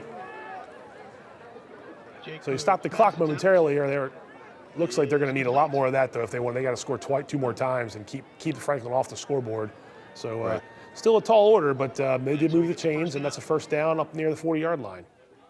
Let's take out Liberty. They're into the third quarter here, and I remember running clock, and there's a touchdown pass. Colin Murphy, normally a defender, I believe, for Liberty, playing some offense here, and that's a touchdown throw. Couldn't see if it was Pelishati or not. I don't think it was. But although I do see Carson Strudel come off the field, so maybe they did have their starters in for the start of the third quarter there. I couldn't tell. Either way, it's 48-0. That's all I know about. So it's a lot too little there at Liberty. Sorry, Bob, you were going to say something? No, it's 7 touchdowns for Liberty tonight. They've done everything they needed to do. Again, as we talked about, the key is just don't get anybody hurt and get ready for Williamsport next week. Yeah, no doubt. Williamsport, again, like we mentioned a minute ago, up 35-14 over at last check over Winters Mill in the third quarter. That was a few minutes ago. So they're well on their way to getting that victory. The Wildcats are out in Washington County. Right. The only game that's really, like Bob said, the only game that's really in doubt is the Franklin-Manchester Valley game, and still Man Valley needs to do a good bit of moving the ball here if they want to try to pull this comeback, make the comeback complete.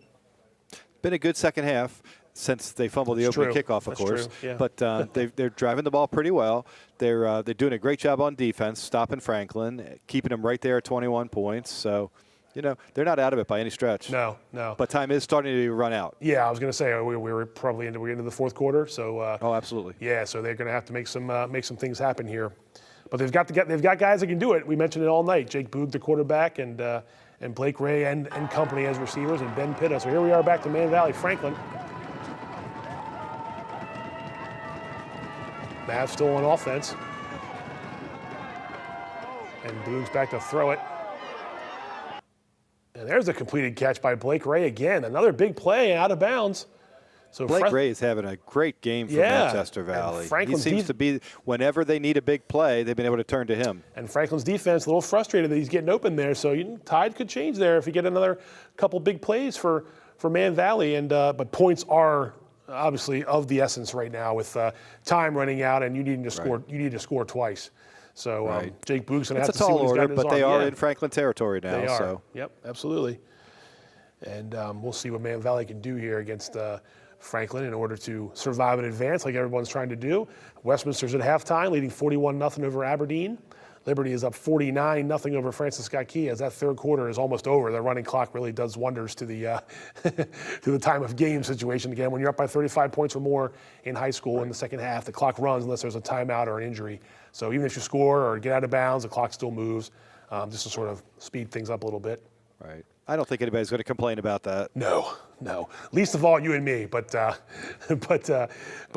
on both sides of the ball, like you mentioned it a minute ago, and you're 100% right. Stay healthy, even at FSK. You don't want to get anybody hurt. You want to sort of just play this out, do the best you can, try to get some points on the board. And if you're Liberty, hopefully by now, I think, like you said, Coach Luth has some of his reserves in. Give those other guys a rest because they got another game in just 7 days from now against a really good opponent in Williamsport in that second round. Absolutely. Manchester Valley, of course, still trying to get to that second round as well. Right. Down 21-10 right now, but still with the ball, still trying. Yep.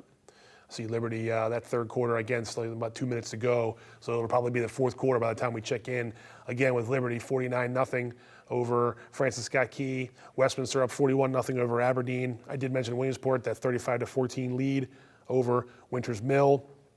Last night, Century went to Oakland Mills. Oakland Mills beat the Knights 35-0. And the 21-10 score is Franklin against Manchester Valley.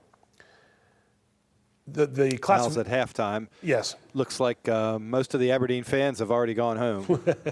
Well, last time I looked, I didn't see too many of them there to begin with. That's a long drive on a Friday. There you go. Let's be fair.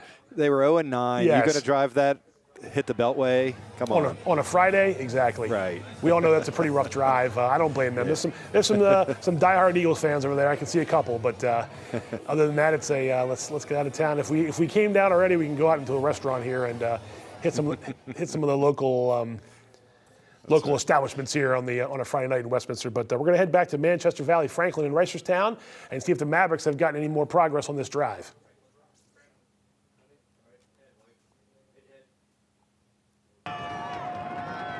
Like Bob said, they were past midfield.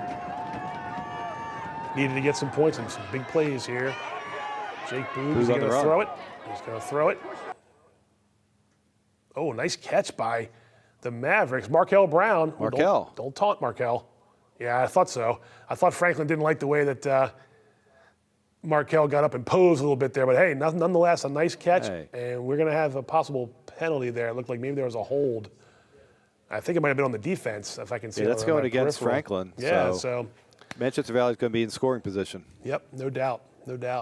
And they need points. I know I've been saying that a bunch, but they got to have points right now, down 21-10 in the fourth Boog's quarter. doing a nice job. He has. He's spreading the ball around. It's like we talked about earlier. He's got it to Askew. He's got it to Blake Ray, and, of course, now Markel Brown with a big play. Right, no, absolutely. You got to get those guys' hands on the ball. At this point, it's nothing against Ben Pitta, but you can't run it too much. You're out of time being down by 21-10.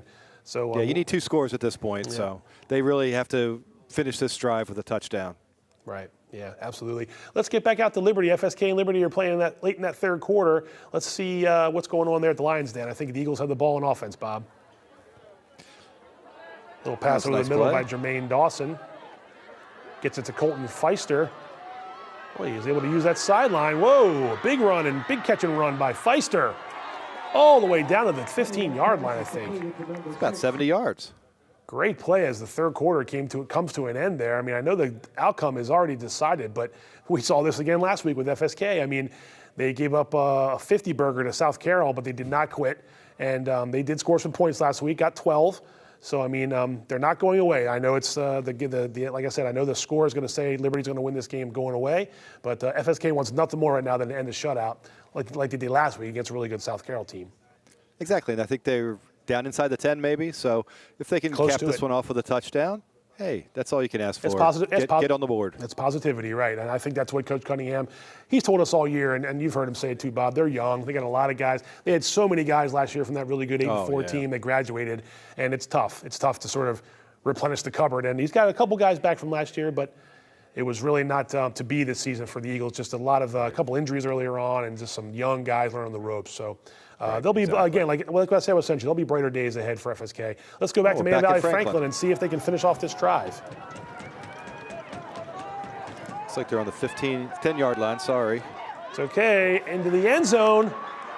Guess who? Markel Brown. Not the best spiral I've ever seen, but it was very effective. It counts for 6, doesn't it? It sure does. And that's nice going to make catch by it Markel Brown. 21-16, pending the extra point, so don't go anywhere yet. Depending on how much time's left in that game. I know it's in the fourth quarter. I'm sure they're going to go for 2 here, try to pull within a field goal. That would be right. It'd be 21-18 if they could do that. Yep. We'll get back to that and see if they do that in a second. But that's what Man Valley desperately needed were those points. And a nice drive, like you mentioned, by Jake Boog, going to Blake Ray and Markel Brown time and again.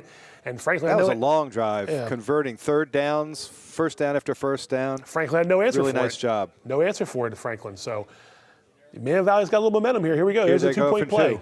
Yeah, like you said, trying to make it pull it to a 3-point game. It's going to be a rollout. It's going to be a pass. And it's going to be caught. So just like that. Not that. James Herndon with the 2-point catch, and there you see it, 28-14. I believe a little bit less than 5 minutes to go. 21-18. Sorry, I'm not good. I'm not good with the math.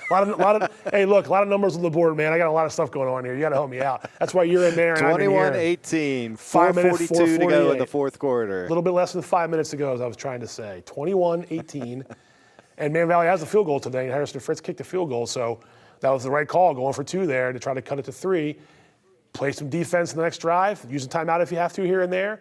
Get the ball back and see what you can do. I think absolutely. The game comes down to this. Yeah. Can you stop Franklin now? You stop him on 3 and out, get the ball back. Have a chance to win this game. Have a chance, absolutely, or at least tie it.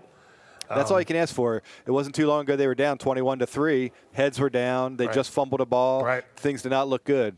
Now? That's a good point. That's a good point. I mean, from going from that second half kickoff, how you're feeling right there to how you're feeling right now on the sideline, night and day, 180-degree turn. Absolutely. Yeah. So we'll get back to that one as soon as we can, just because the other two games are pretty much in the bag for Westminster and Liberty. But I do want to, hopefully we can get to see a couple plays or a drive here from the Man Valley Franklin game. Let's check into Westminster here just for a second as the second half is about to begin, I believe. A few minutes to go there during the rest of that halftime. Again, that'll be a running clock situation too. Westminster up by 41, of course, so the clock will run. Right, and hopefully we can get back out to Liberty at some point to see if Francis Scott Key was able to score. Right, I know that's what they were trying to do at this point. Right, so just, pull within 49-7 maybe. Right, just to give some sort of points on the board to make it look a little more respectable. Right. Absolutely. And that's a running clock there too. I think there was already under 9 minutes to go, or 10 minutes to go, I should say, in the fourth quarter. Oh, here we go. Here's FSK Liberty, and a fourth down play. Can they get some points on the board in the corner of the end zone? I think they did. It's a touchdown for Ben Stevens. Got to be happy for the Eagles there. Yeah. Nice of course, throw, Stevens too. spent most of the year throwing the ball, right? He did, yeah. That was a nice throw, too, from Dawson to in the corner there in the end zone. Nice throw, nice catch. Yep. Too little, too late. We know that. But again, if you're an Eagles fan and you're an Eagles player and coach, it's got to make you feel, hey, look, we scored some points. We didn't get shut out in the playoffs. And we learn from that. We take that into next season. But still about 9 minutes to go in that game. There was a timeout, I think, on the field. So again, Liberty's going to advance. Westminster's going to advance. Right now, Man Valley has a chance to advance. They still got 4.5 minutes or so to hold Franklin off and get the ball back and try to score again. Otherwise, Franklin will advance in the 3A North playoffs and live to play another day. And Man Valley's season will come to an end at 5-5. But right now, they still have a chance to be 6-4 after what would be a thrilling comeback win if they can pull it off, Man Valley. Right. Again, as you said, they scored 15 unanswered now, under 5 minutes in the game. So critical that they stop them here. They can't. A couple first downs by Franklin will end it. Correct, yeah. We'll just kind of run the clock out. And I guess if you have some time, I don't know the timeout situation, but if you have them, and Bernie Kuhns has them, he's going to have to use them here on this drive, I would think, at least a couple.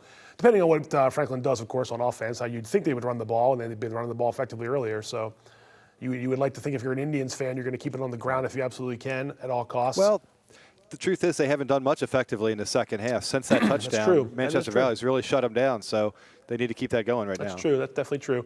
End of the third quarter, according to some of my social media sources, Williamsport 35, Winters Mill 14. So again, the score stays the same with 1 quarter to go out in Washington County, and Williamsport on its way to winning and going to Liberty next week. We mentioned that.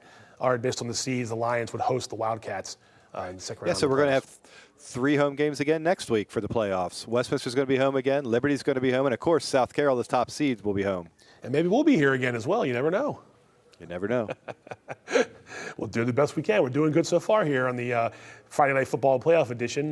Doing our best to give you some whip-around coverage of some most recent plays. Again, I can't give you live coverage right now, but we can give you a lot of highlights and a lot of scoring plays and big stops, all those kinds of things. We've seen a lot of that so far tonight in all 3 games, to be honest. And hopefully we can get back out to the Man Valley Franklin in a moment to see how the last few minutes of that are going to play out.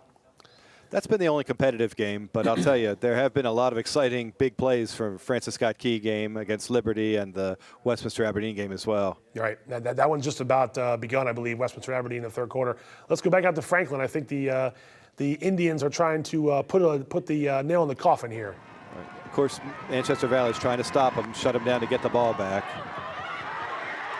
Finds a big hole there. Oh, broke the tackle. Breaks a tackle, cuts outside. That's a big play by number 5, Anthony Gibson. He scored a touchdown earlier. Right? Yeah, breaking that tackle was a real killer because even if he stops him there, I don't think he had enough for the first down. Right. But so there's under 3 minutes now in that game. Still a 3-point game, but Franklin's certainly in scoring possession. In scoring position, and the clock is on their side now. I think looks like Man Valley, well, I'm not sure if they have all their timeouts or not. The scoreboard indicates they might, but not sure if that's really accurate or not. There's a stoppage in the time right now, I know that. So just a big run by Gibson. Impressive that we've seen him a couple times. We've seen him tonight. Only a 10th grader for Franklin. They got a good one over there in Anthony Gibson. Absolutely, he's been good. But Man Valley's got to get it back together, stop on the next 3 plays, and heck, they've already blocked a field goal once today. True. So that is true. Special teams have been big.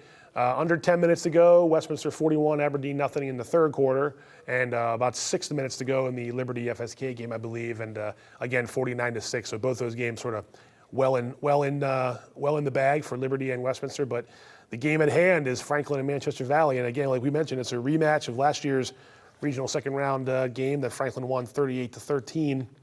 Man Valley has a 4-game win streak on the line right now, and looking to really come from behind, like Bob said, 21-3, and you think that's over at that point if you're looking at a score like that, and then you go out there and fumble the second half kickoff, and they score a touchdown, and it feels like that's going to be all she wrote. Went to make it 21-3, and then Man Valley rallied. So credit to Bernie Kuntz's guys and for not hanging their heads and letting that get out of hand. Absolutely, Mavericks showed a lot tonight, making that comeback like that. Right, regardless of what happens at the end of the game here. Right. Not looking promising right now, but I'll tell you, like we said, that was a nice second half they played after that opening fumble. Yeah, no doubt. After being down 14-3, and then like you said, the botched second half kickoff exchange or whatever you want to call it, they mishandled the ball. Let's get back out there and see. I think the Indians were in scoring position. Let's see if Man Valley's defense can hold them, or if Franklin can put an end to this one with about 3 minutes to go.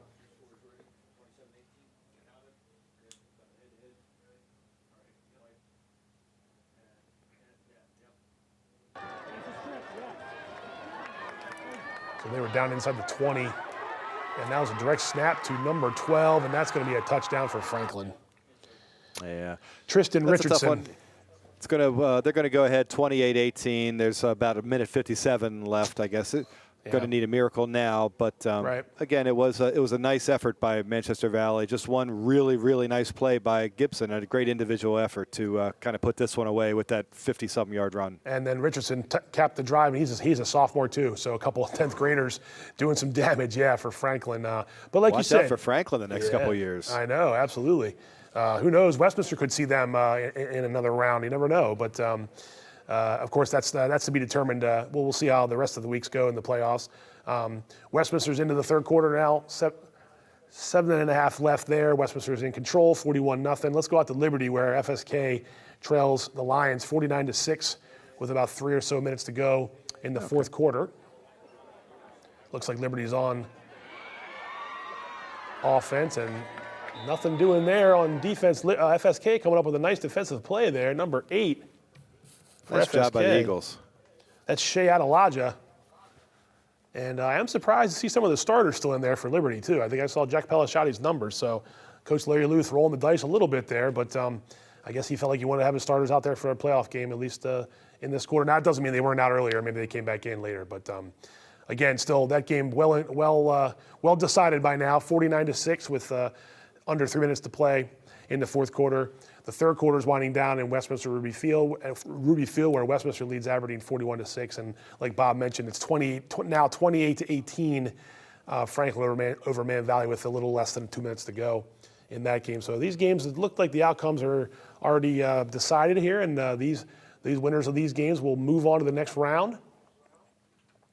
And that's the regional second round. And after that, we reseed, right? So after the second round of the playoffs, it's state quarterfinal round time. Things are a little different now that everybody makes the playoffs, and there's 6 classifications.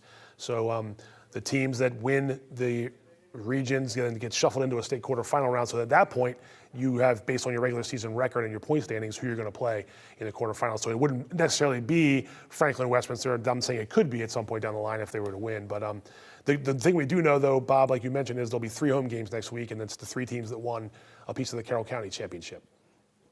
That's right. So Carroll County going to be have 3 home games in an effort to get into the state quarterfinals. I don't know if you can ask for much more than that when the season starts. You're right. No, you're right about that. And, we kind of joked about how those are the 3 best teams. Not joke, but we just sort of said it all year round. They're probably the best teams to beat, and it was the 3 teams to beat, 5-1, combined 15-3 county record. It's nothing to sneeze at with those 3 teams: the Lions, Cavaliers, and the Owls.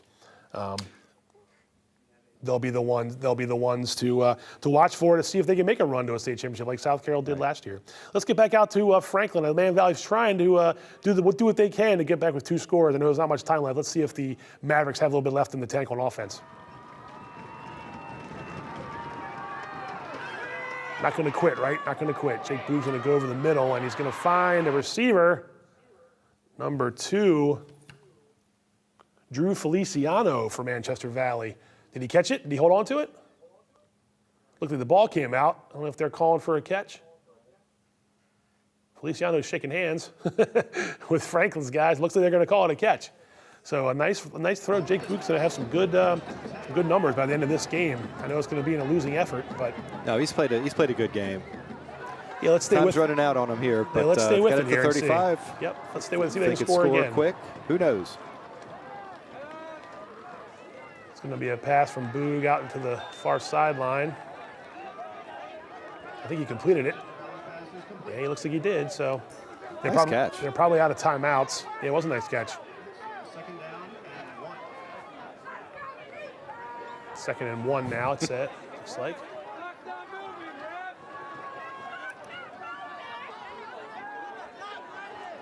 Boog throwing it to the end zone. Incomplete. So, again, Man Valley just trying to not giving up. Yeah, not giving up and trying to do what they can to score with what little time is remaining in the game. Probably going to be a Franklin victory again because of the 10-point lead with under a minute and a half or so to go.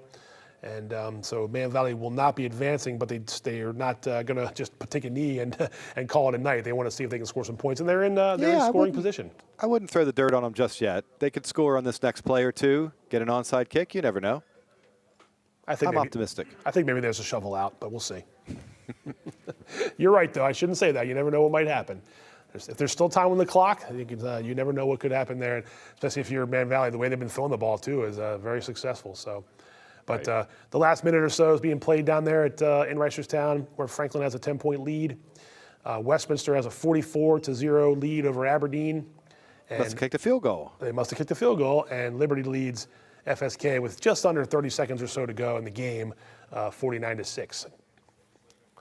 Been a lot of offense tonight, at least for some of these winning teams. Yeah, but let's take a look at that field goal. I believe we're going to see it now with Westminster and Aberdeen.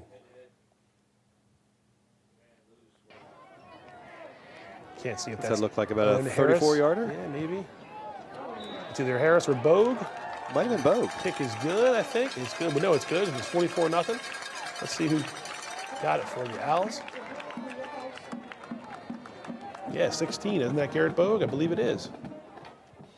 Well, there you go. The Owls get to use some different players, try some different situations because you don't know what's going to happen next week or coming weeks. Correct. Right, you are. I saw that Jordan Lopiano was in a quarterback for Westminster, and I saw a couple other running backs that hadn't been in earlier. So Coach Chris Basler is using this opportunity to play some of his reserves, and I think that's important. I'm sure Liberty has as well here and there. I know we saw a couple of the starters still in, but it doesn't mean that Coach Luth didn't do the same. Absolutely. And just to bring you up to date, got 56.3 seconds left now in the Franklin game against Manchester Valley. Okay. Man Valley still has the ball, trying to do what they can.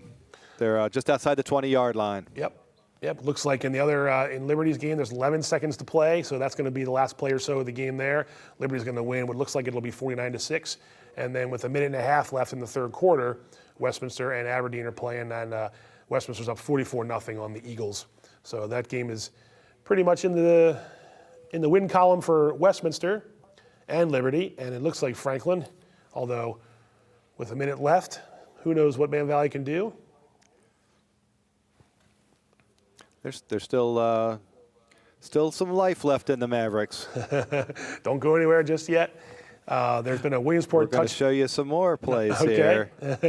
Hopefully we will. And in that moment, I'll tell you that Williamsport now leads 41-14 over Winters Mill in 9 minutes to go in the fourth quarter. Here's Man Valley and Franklin, and let's see what they do. Jake Boog going to scramble around a little bit here, make something happen with his legs. Inside the 20, inside the 15, inside the 10. And, dragged out of bounds. It looked like maybe it was a late hit, but I guess they didn't call it. Looks like he's inside So the Mavericks have a first and goal. Okay. 45.1 seconds to go. There's a little stoppage of play right now, but again, they got to score quick, but officially not over. Correct. Onside kick time, perhaps. After that, you never know what might happen in the way the ball bounces in a high school game. But they got to score here, of course. Then they got to score 10 points at least. So I know you're probably not going to go for a field goal, but if you had a chance to kick something short, I don't know if right now they got to score a touchdown. I'm going to assume they're going to want 6 points. Looks like it's gone final at the in the Lions Den at Liberty, where it looks to be Well, there's no time on the clock. The players are coming back to the sideline. Maybe they have to run one more play, but it looks like 49-6 will be your final score. I thought I saw handshakes, and then they had to pull them back in. So it was all Liberty night. Yes, yeah. This is what we saw a second ago. I could see it out of the corner of my eye. Yeah. They're going to shake hands. No, we got one more play, I think, to run. But after they run this play, it'll be officially over. Liberty will win 49-6, and the Lions will improve to 7-3. Spoiler alert, they're going to win 49-6. Okay, thank you. Yes. But they did have to run one more play. All right, so the game is now over, 49-6. And like I said, 7-3 for the Lions. 2 straight wins for them. Impressive offense last couple weeks for Liberty, and they'll want nothing more than to keep that going next week when they play Williamsport, who's putting up a lot of points here tonight too. So it could be like a couple good offenses going at it next week at the Lions' Den. Absolutely. It's been a lot of fun to watch that offense actually the whole season. No, you're right, absolutely. And there's your final score, 49-6. So Liberty advances in the 2A, 1A West playoffs. The Lions improved to 7-3, and to be honest with you, they could easily be sitting here at 10-0 because they lost those 3 games by less than a combined score. I think they lost by 1 point, 1 point, and 4 points, right? Yeah, I think that's right. So you're looking at a really, really well-oiled machine here in Liberty, offensively and defensively, and a victory for the Lions makes them 7-3, like I said. So I think we're going to go back to Man Valley and Franklin to see if the Mavericks can get a little closer with just under 30 seconds to play. Again, the situation is 28-18. They've got the ball in a goal-to-go situation, but they just have no time to waste. They've got to try to score a touchdown now. Right. Let's see what they do. And they're hurrying up, like you said, because they don't have a timeout. Jake Booth under center. He's going to take it himself. Oh, nice play by Jake Nothing doing up the Booth. middle, so he takes it outside, scores, and flips the ball to the referee. He sure does. About a 1-yard touchdown run, 2-yard touchdown run. And if that makes it 28-25. Right. There's 24.3 seconds left. Again, they're going to have to go for an onside kick at this point. Right, correct. But stranger things have happened. That's true. That is true. Very exciting game in Franklin. Yeah, absolutely.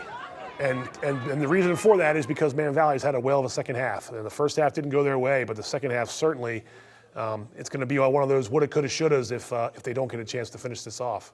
Well, credit the Mavericks for coming back twice. They were down 14-0, didn't let that stop them. Then they go behind 21-3 right away in the second half after a very critical fumble. And what have they done since then? All they've done since then is play some great football on offense and defense. Absolutely, yeah, and they're going to get a chance here. At least they're giving themselves a chance with a potential onside kick that if they got the ball back, they'd have maybe 2 shots at the end zone with about 25 or 24 seconds to go. Or one pass to the sidelines and then a field goal. Oh, that is true. They're only down by 3, 28-25. Good point. And they are thinking about all the angles. And they have a good kicker in Harrison Fritz. Absolutely. Who already has one tonight. So we've seen him with a big leg punting and kicking for the Mavericks during the season. So hold your horses. I told you it wasn't over. You're right. The Mavericks might have some tricks in the bag. Onside kicks, though, I mean, it's the success rate is very small, but you can do it. It has happened before, so right. We'll see what Man Valley does, and we'll hopefully give that to you here in a minute. Right. 44-0 Westminster over Aberdeen, under 10 minutes to play. The Liberty game's over. We mentioned that, 49-6. Liberty over Francis Scott Key. Williamsport's going to beat Winters Mill, so they're going to advance. It's 42-14 or 45-14 there. So the last piece of the puzzle really is in Reisterstown right now. It is.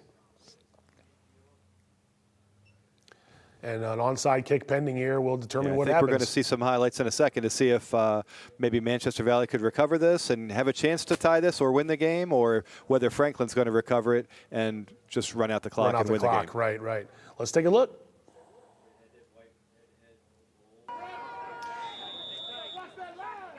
So they got to have this ball. It's got to go 10 yards. It goes more than that. And it goes right to Franklin. Yeah, it looked like it might have kicked a little too hard to let his guys get a chance to get it, but that is a hard play. It's just a tough play to try to get if you're Man Valley. So the ball just kind of slid across that artificial turf. Didn't get the bounce, the crazy, funny hop he was looking for. Might have gotten it in the grass, but not on the turf.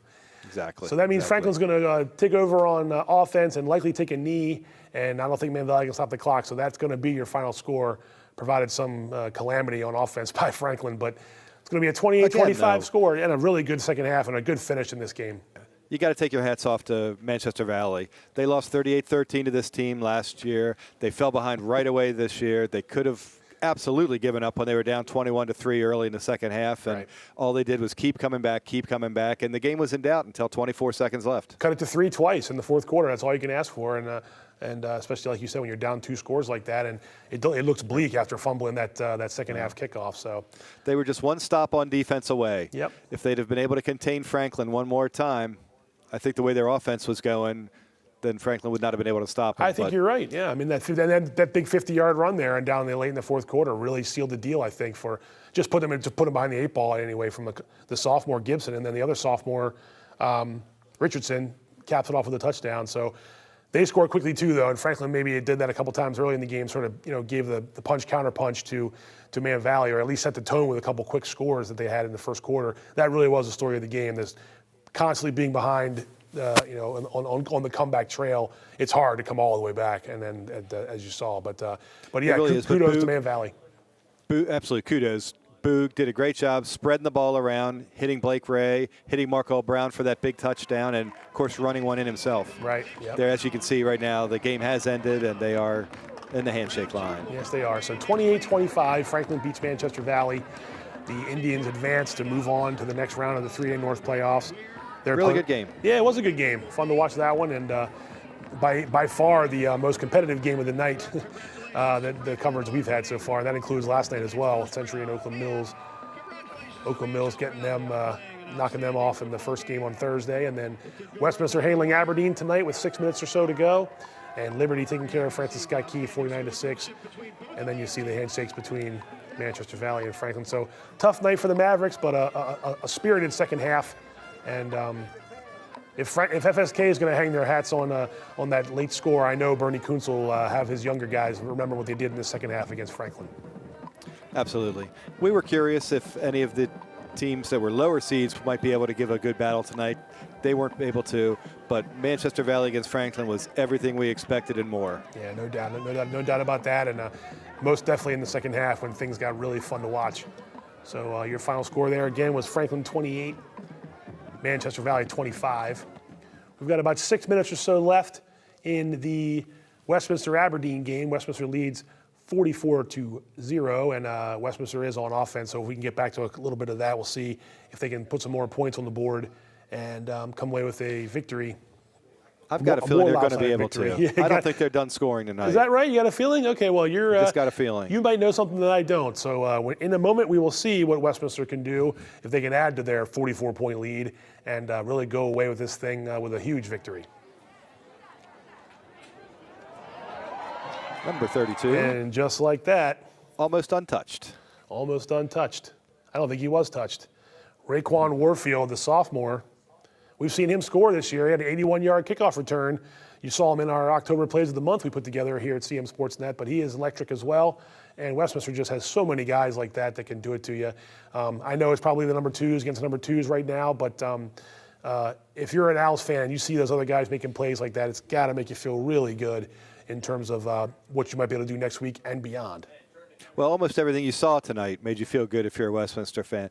You got Kyrese Walker having a big game with his legs and with his arm. Mason Fisher doing his normal thing on defense, offense, and special teams. Yeah. And the only thing that you're a little bit concerned about is that we did see somebody coming off the field, being helped off the field, maybe a leg injury. So you hope he's okay going into next week. You don't want to see any injuries. Right. That was the Westminster game? Yes. Okay. Yeah, we'll have to look in and see who that was. We'll if we find out, we'll let you know. But like you said, yeah, injuries are definitely paramount here, and then keeping them to a minimum is paramount, I should say, in the playoffs every week, but certainly playoffs when it's a one and done situation. So Westminster should be up 50-0 now on Aberdeen as the running clock is ticking away. I believe it's under 4 minutes to play now in the fourth quarter. So we can maybe we'll get back to them one or two more times and see. But that's the only game going on right now. The rest of the games have gone final. I'm going to guess that the 3 teams that have the home games again next week are going to also be favored, Bob, to advance to a state quarterfinal round. They will be favored, but it'll be a little bit tougher this time around.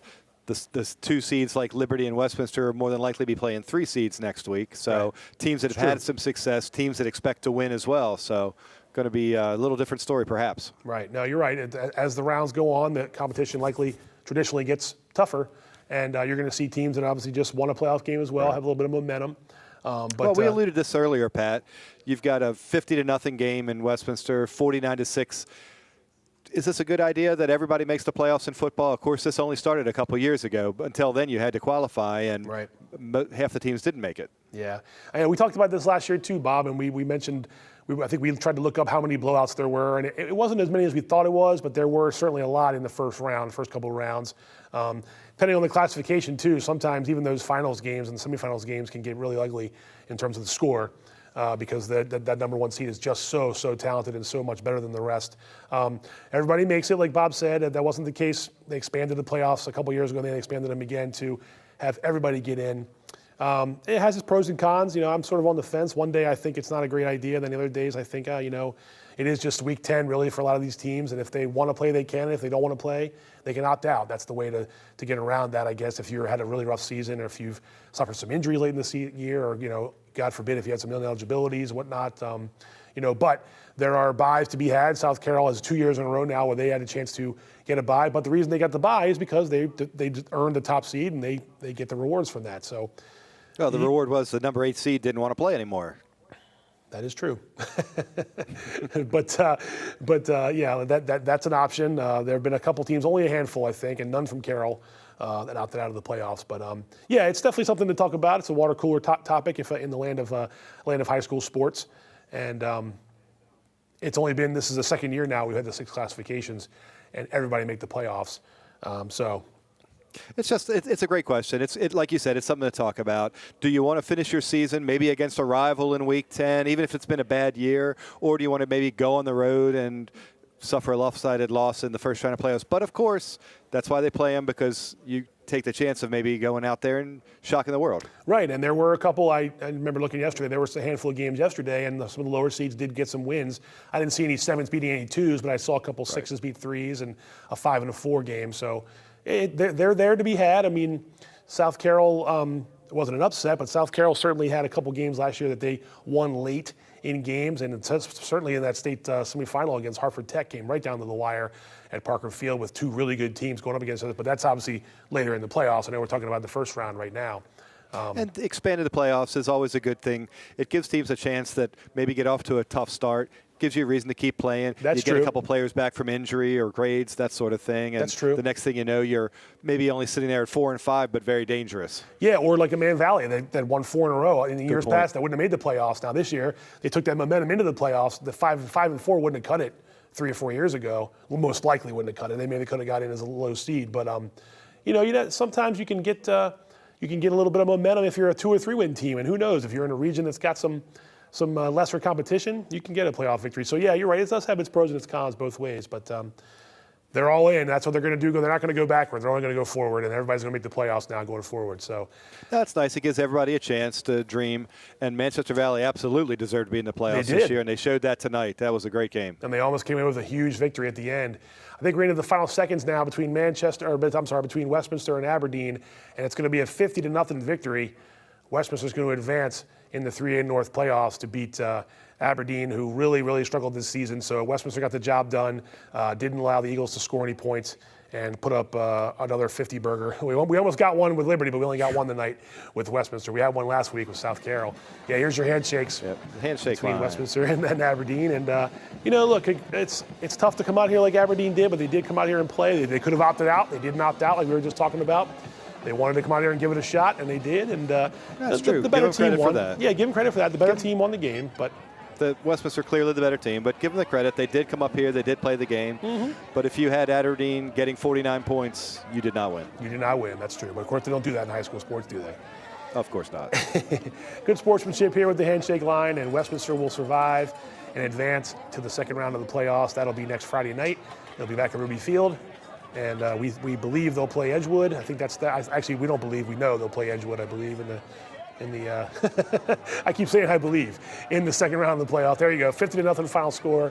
Westminster and Aberdeen let's just put it this way. The Owls advance. They're going to play in the second round. We'll find out who they play. We'll let you know. And they're going to play at home. Westminster will be at home next week. Right. Liberty will be at home next week. And, of course, South Carroll will be at home next week. Yep. And I think that means a recipe for us to try to be home as well and give you some more playoff coverage like we did tonight. It's been a fun 2 weeks here with CM Sportsnet's postseason coverage. We had a little bit of boys soccer earlier last week. There was a great game with overtime. We've had some girls soccer games. We've got a handful of girls soccer teams that are playing in state quarterfinals. There have been some field hockey teams that are in state quarterfinal rounds.